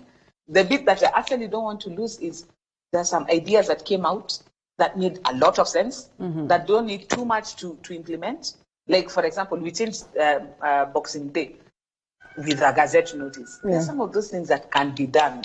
And those ones, we shouldn't lose because we're throwing out the baby with the bathwater. That's my point. I'm sorry, Edgar, I ate into your time, but I had to clear it is allowed. Yeah, you have eaten a lot of my time. Feel comfortable, Edgar. Just Malaysia. Okay. finally we'll get to read the document, and finally we'll have to debate on the issues on the document. But I know that there are some few issues that will really concern the former Prime Minister and the President. There are issues which are at their heart, like changing the nature of the government. That's why they are calling for a referendum.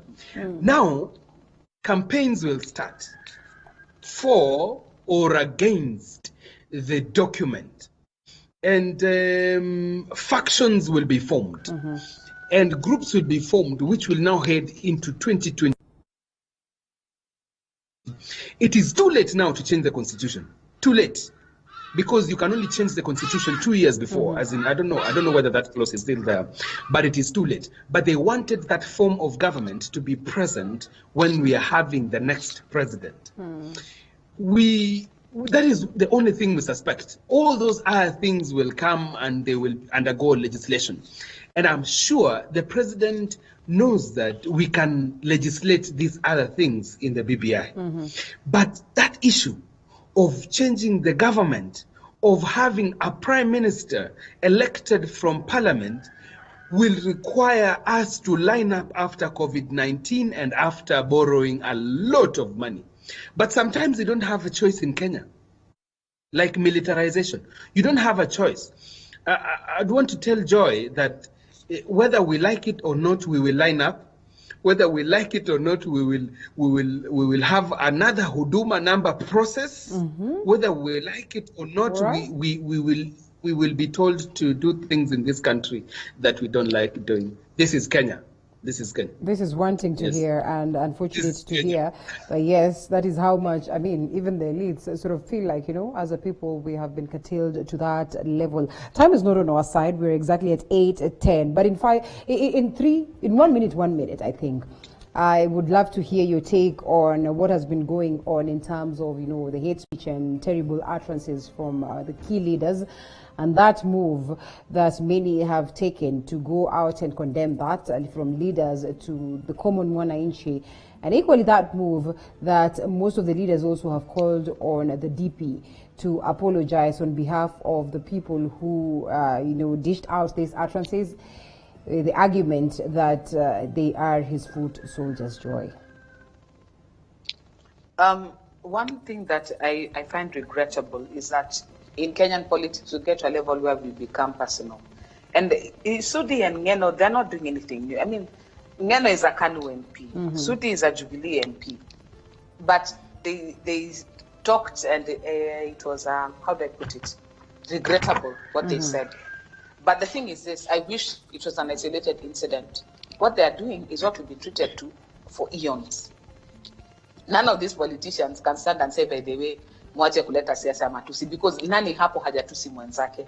All of them, from the president to the right honorable to the DP, all of them at some point or other have said things in public that, quite honestly, we did not care to listen. So on that level, I find some hypocrisy with the level of outrage that we're seeing now. But as a mother, I also understand that, there's a place you don't get. You don't do your mama jokes. It's just not cool to do your mama jokes. But that said, also, I'm a bit slightly bemused by the reactions. Because people are falling over themselves, trying to demonstrate that they're actually outraged on behalf of the mother of the president. And I look at it, I'm like, you know what? Come on, people. Yes, it is regrettable, but it's like even calling on the DP to apologize on behalf of his foot soldiers. I mean, since when? If you do a crime, it's you who's going to do the time. If they really are feeling offended, talk to the person who made the utterance. That's the bit now I don't understand. How it has now become about the DP, it's become a warmonger. That's a bit I'm scratching my head. I'm like, everything in Kenya just has to get a political spin to it. That much I don't get. But that said, they all really behave badly. Sudi and Ngeno spoke very much out of turn and should go ahead and apologize for it. And at the same time, these processes we're seeing of taking them to court are not sustainable. Those judges, I mean, I just wish we could get serious about our politics sometimes, because we are treated to too many jokes. I mean, it's just, it's too much. And people need to learn that leadership demands a certain level of decorum. And what we saw from Sudi, what we've seen from Ngeno, is completely lacking. They need to step up. They're better than that. Or rather, they ought to be better than that. Well, no amount of pressure will get Sudi to apologize. From what he says, it feels like, there's nothing wrong he did. Linda, these are my brothers. Joanna Ngeno is a brother, and Sudi is a brother. So I'm going to talk. I'm not going to talk on behalf of my brothers, but I'm just going to explain. I'm just going to explain what they meant. Kenyans are angry, Linda. Kenyans are angry, and Jubilee itself is at war. There is a split in the middle, and these people are fighting. If you go through the words of Sudi one after another, he was saying, my mother is not different from your mother, as in, but those are mother's jokes which Joy said should not be tolerated. True, but if you go through it, he should be told where he went wrong. But right now, people are being paid 300 shillings to demonstrate, to run around on the streets, to rally behind the former first lady. This is uncalled for. Let us tell Sudi what he did wrong. Let us tell Joanna Ngeno what he did wrong, and we will move past this. This is Uhuru Kenyatta hurt. He is hurt. And he is using the police to get his things right. But Kenyans are angry because of the economy. Kenyans are angry because of things which are happening in Jubilee. Kenyans are angry because of the state being used in another direction. They said what other Kenyans can say. Yeah. And you must also. It's not your country, by the way. It's not our country. No, but you must also realize that Ngeno was responding to Tobiko, and with them they have a historical grudge with the Mau and with the Mau factor. The Maasai in Narok and the Kalenjin in Narok actually have a historical grudge. So I think for Ngeno especially, the spin is totally different. It wasn't even about the DP or none. It's that on the ground, Tobiko can say some things and the Kalenjin keep quiet because it's a Maasai. At that time, it's a Maasai who has come out against the Kalenjin. And so the Kalenjins have to rise up and tell the Maasai, you're not alone in Narok, we're also here. So there's a lot more at play, I think, here. But when we zero in on this one thing, we lose the plot. And I think that's what has happened. We've gotten to a place where the conversation has become about insulting mothers, but I think Ngeno brings an important angle. If you see that it's only leaders and paid crowds that are coming out, and the ordinary folk are not as outraged, you need to ask then what does the ordinary folk think about this? Because I'm thinking maybe they, on some subliminal level, also condone the conduct of our leaders, which is most unfortunate, but surely we need to rise above this. We should be better than this. Well, okay, it's still a developing story. We'll get to see what angle it will. I hope it's a dying story. We all hope for that anyway. It's Thank you so much, Joy Mudivo. Use it to beat Ruto. Joy Mudivo, Executive Director, East Africa Center for Law and Justice, and Edgar Willie Kosgei, Public Policy Analyst. Thank you so much. We get to see you some other time, and that's where we get to wind up this session as we cross over to Matters Lifestyle. Remember the conversation about family planning coming up next. This is courtesy of you upon that demand. So your answers, you will get them today. And you can keep sending those questions. #Morning Cafe at Linda Alela _Alela TV47KA. Let's get to have them answered by the Gaina after this break.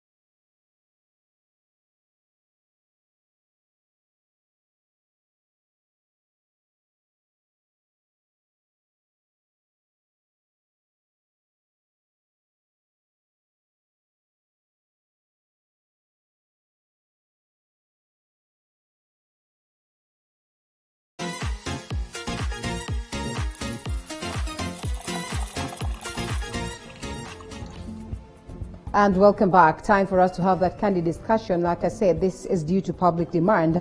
We have had this session before, but we'll keep having because it's of interest and importance to very many young women, to all women, and also men out there who seek to ensure that their women are all catered for and are getting the best family planning options. And also for the men. I mean, sometimes you say it's, for once, be the one to take up the mantle and, you know, just save your woman from that. So we're all about family planning, and we have an other person joining the panel, Felicitas Kamau, who's a nurse in, you know, of course, she'll be taking us through her feel about family planning, and we get to answer some of the questions that you sent last time and were not able to go through them because of time. Dr. George Mukaya again, who's a consultant I find it hard to pronounce the obstetrician. Yes, it's always a tongue twister. And, well, a guy now maybe would have been way better. So, ladies and gentlemen, good morning. Good morning. You well? Hello? I hope this works. Felicitas, can you hear me? Yes, I can hear you, Linda. Good All morning. right, so okay, I think we'll start with you as we fix that one for Dr. Mukaya. And yes, it's all about family planning. Dr. Mukaya said that family planning is important because then again, it comes in handy to help you control the, you know, unwanted pregnancies and all that. I don't know what your view of family planning is. Yeah, we say that family planning is very important, and we say that these are all the activities that are undertaken by a person, be it a male or a female, to ensure that you are able to decide when you get your children and the spacing in between every child. Yeah. So it is very important for every person or human being who is sexually active. Yeah. Yes, and he took us through some of the methods that are available and options that were there. But yes, we did not expound more on the male options that are in existence. Which ones are they and how are they categorized? So for the male family planning methods, we have barrier methods, and the most common that is used is the condoms. Yeah, and we have the surgical option of it, that is the vasectomy. But this is very controversial in our society. Yeah. I don't know what Dr. Mukaya said. Dr. Mukaya? Mr. Mukaya, are you there? Hello? Oh, yes. Yes, I'm there. Yeah, I remember last time we spoke about the family planning options and we expounded that, you know, direction for women or the options that were available for women. We did not touch on those ones for men. And some of them asked these questions like, are they okay? How many are available? And at what age would it be recommendable for them? Yeah. Okay. Good morning to you and good morning to the viewers. Just to answer that question quickly, the options for family planning for males are quite limited. We don't have a wide range as we have for females. Yeah. The common one that most people will know about is the barrier method, isn't it? The barrier method, which is the condom. Then there is also the sterilization, which we had mentioned briefly last time, which is a more permanent form of contraception. Yeah. Yes, or that is known as vasectomy. There is a new male pill which is under development. Yeah. It is not yet widely available because it is still being tested, but hopefully in the coming days or months, it might be something that could be available to a variety of men. So that is still being worked on, the male pill. Yeah, so those would be the options. Okay, well, another interesting... Yeah, they are quite limited compared to the female options. Okay. All right, the age factor. First, when to begin. And I remember you said last time that women can begin from as early as, you know, the age where they're able to conceive.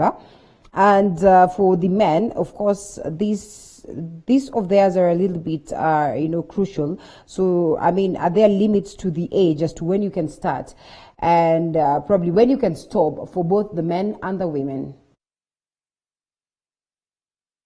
Felisa, you can come in. Okay. Okay. Okay, yes. No, it's okay. It's okay, If Daktari. Felicitas there, she can go ahead. It's okay. It's okay, Daktari. Just respond to it, and then I'll Okay. get her having another question.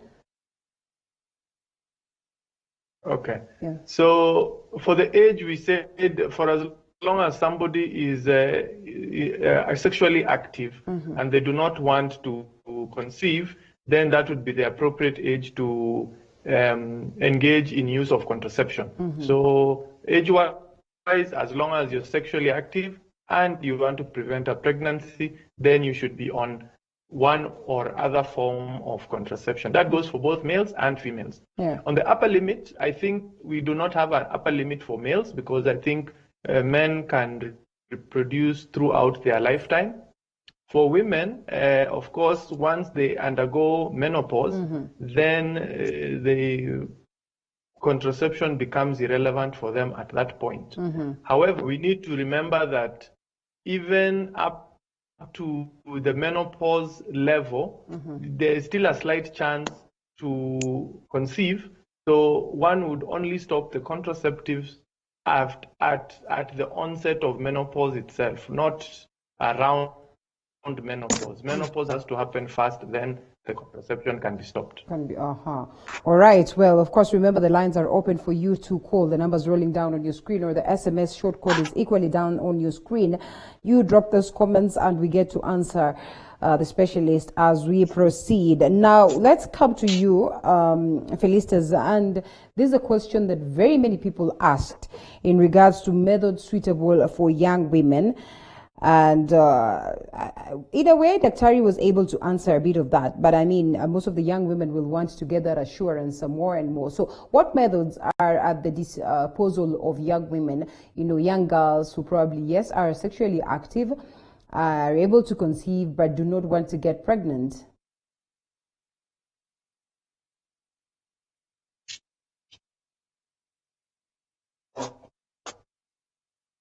Felicitas? Hello, Linda. Yes. So there are several options for ladies.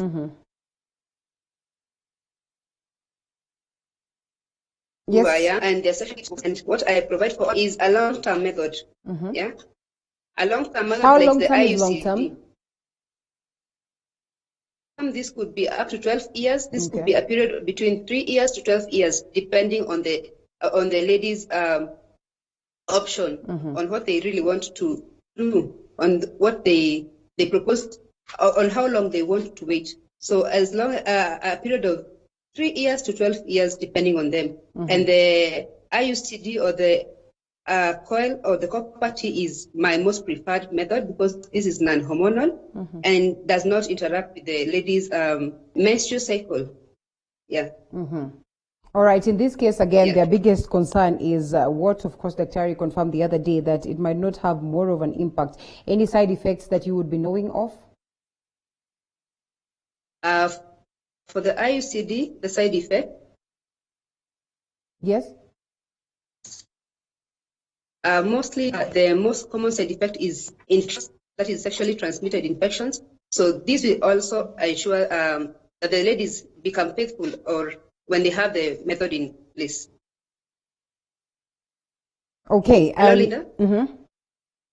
All right. Daktari, still more questions. And I know these are some of the questions that we already answered.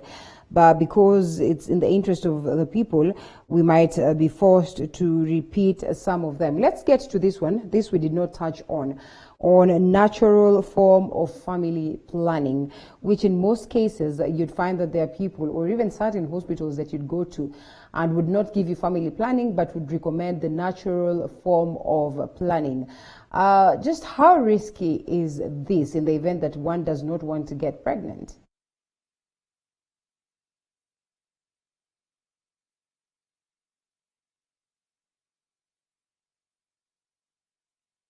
Daktari, Dr. Mukaya, if you can hear me. Okay. Yeah. Let me take that question.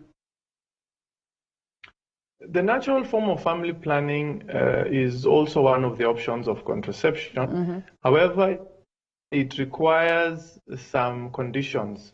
It does not apply to everybody, and effectiveness is also slightly lower than, for example, the medical forms. Now, what do we say the conditions are? The conditions are, one, that the lady must have a regular cycle, which she should be able to monitor. And then, based on that regular cycle, then that would mean that the fertility window means that during a woman's menstrual cycle, there are some days that she is more able to get pregnant than other days. So once a woman is aware of and those days in a month are about 7 days, 7 to 8 days.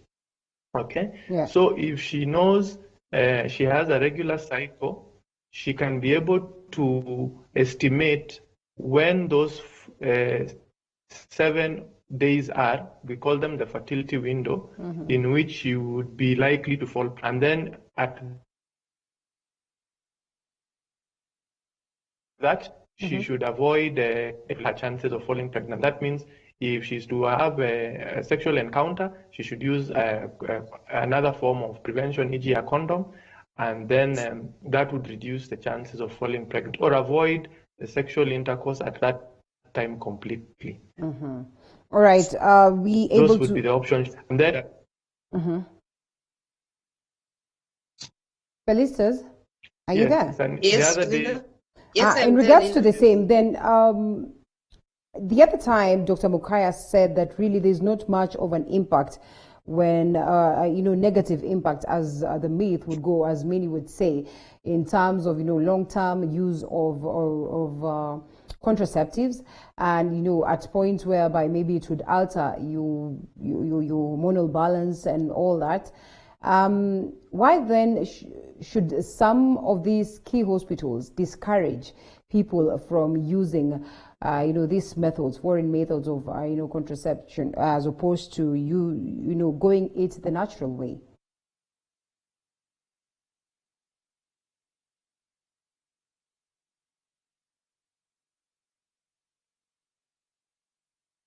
We're not able to get a hold. I hope Dr. can get to that. Dr. Mukaya, can you answer that, please? Okay. The hospitals usually, I've heard that as well, that sometimes people would go seeking a form of family planning, and then the hospital turns them down. Yeah. Usually this would be applicable mainly to maybe young ladies who, for whatever reason, the person they meet at the hospital thinks that they are not ripe for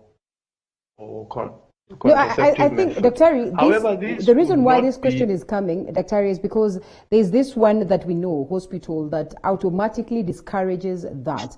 I think I've also had a gynecologist that I was hosting at some point in time, discourages that, whether you are in marriage or not, says that, just go it the natural way. It's the best way.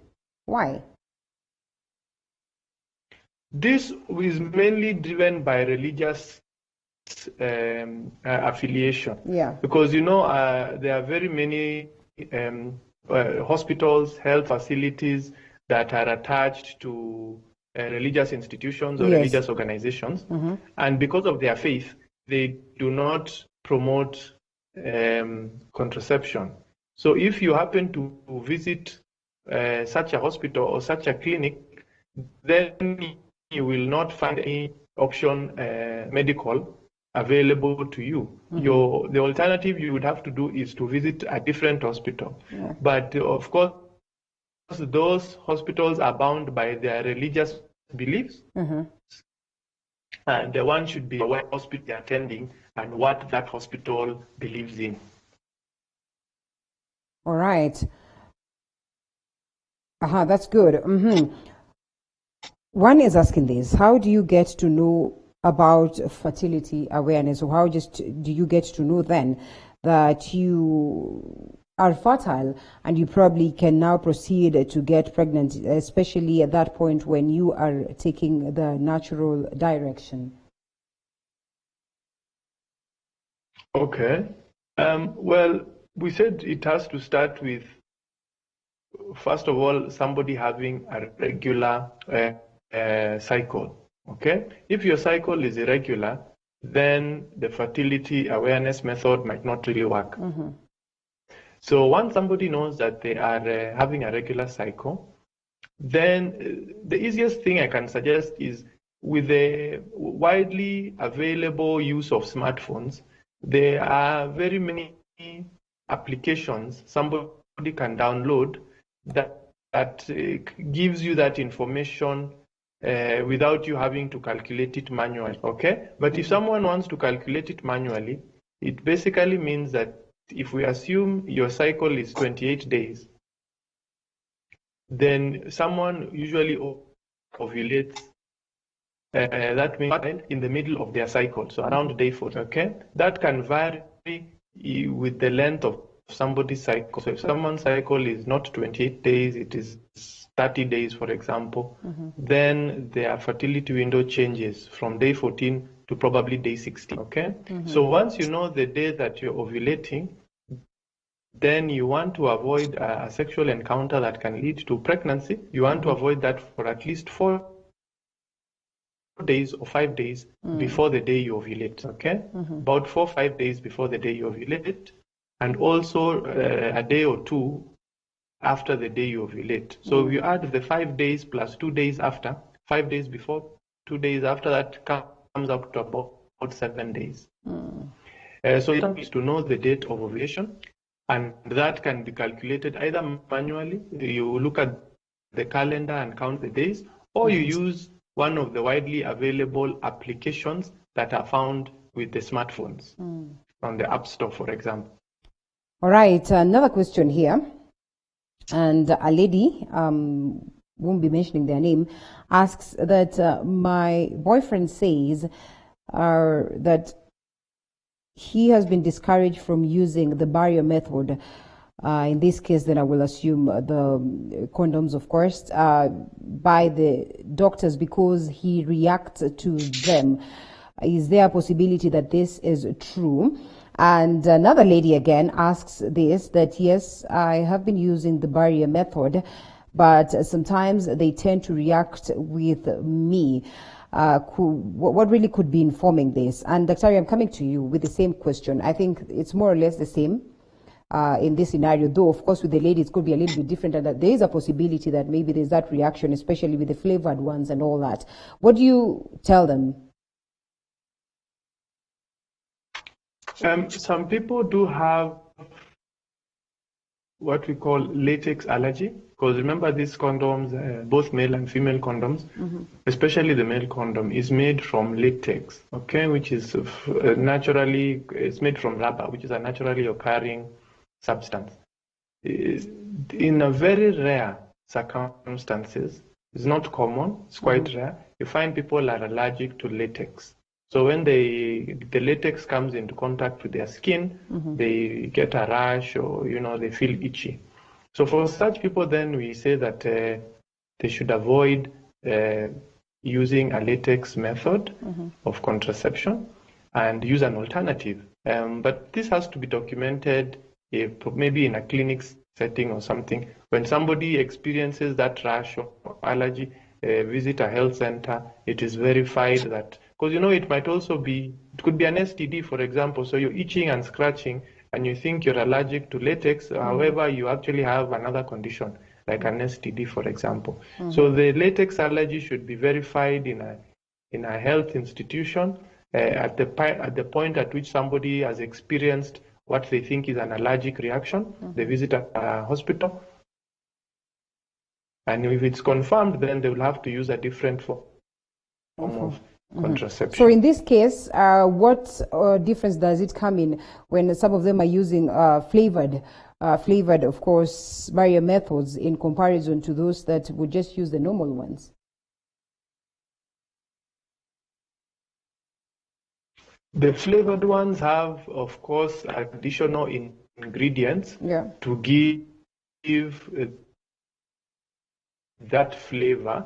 Those are all ingredients may have some of that irritation that people experience. However, if the allergy is based on latex, if the allergy is based on itself, it does not matter whether it is flavored or non-flavored. Yeah. But if somebody, in their own personal experience, realizes that the flavored products give them more of an irritation than the plain ones, then they should avoid the flavored ones. Because we've said that, of course, there are additional ingredients in the flavored product, Okay. which All right. might cause irritation. Do we have Felicitas back? Yes, we have. All right. Well, sorry for keeping you at bay for a long while now. Remember also it's important that you keep sending those messages, and we have specialists right here to get to answer them. 22047 #Morning Cafe at Linda_Lela TV47 KE 0768095491. The number is to call. And this is the next question.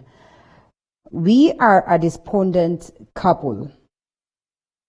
What is the best family planning method to use? Hello, Linda.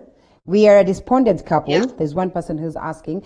We are a despondent couple. Well, apart from the barrier one, or the barrier method, what other best method of family planning can we use? Okay. In the case of a couple that are despondent, it means that one of the couple is HIV positive and the other couple is HIV negative.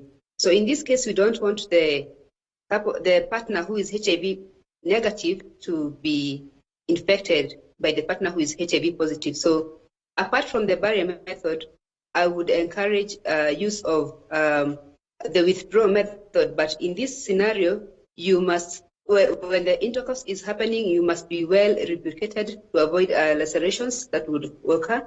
And then make sure that you do not, the ejaculation does not get into the partner who is HIV negative. Yeah, this would be the other method. But typically, we really encourage barrier method, that is the condoms. All right. Okay. Coming back to you, Dr. Mukaya, there's a lady from Kajiado who's asking that she's been on family planning and she got to menopause 3 years ago, but still experiencing pain. What could be informing this? That would, we would need more information to know why they should be having pain, which family planning method she was using. Because if she's in menopause for 3 years now, ideally she should stop whatever family planning method she's having. Let's presume it is the intrauterine device, because that's from what you have said, that's what it sounds like. But of course, unless she can confirm that, we would not know. So if she still has the in her womb, then she should remove it if she has now been in menopause for 3 years. All right. And well, this is a random one and away from, not really away, but there's a young lady here asking, don't you think that it is important that all this information is disseminated to the students at a tender age, especially the girls, are in terms of matters of family planning, because most of us get into it, we zero knowledge of what exactly happening. But as much as we love our boyfriends, it gets us to the point of getting this because then we are sexually active.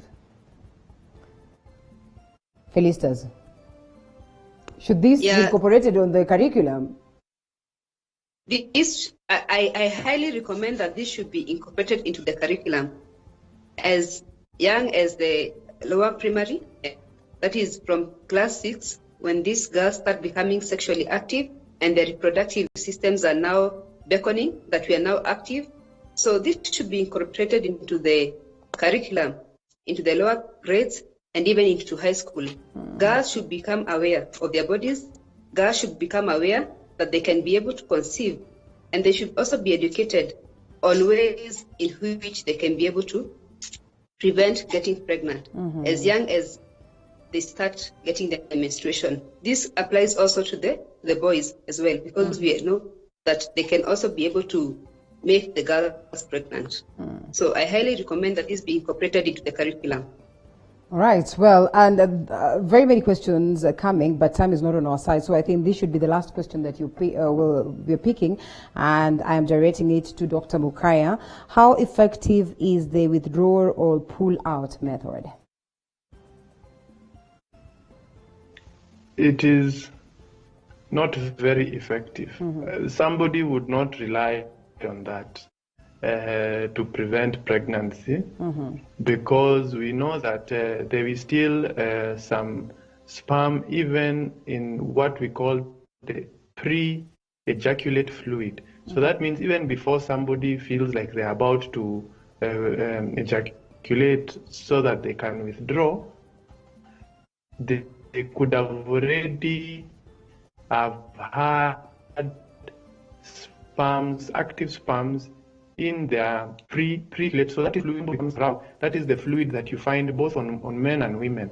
So in sometimes even in the males, that fluid already has sperms in it.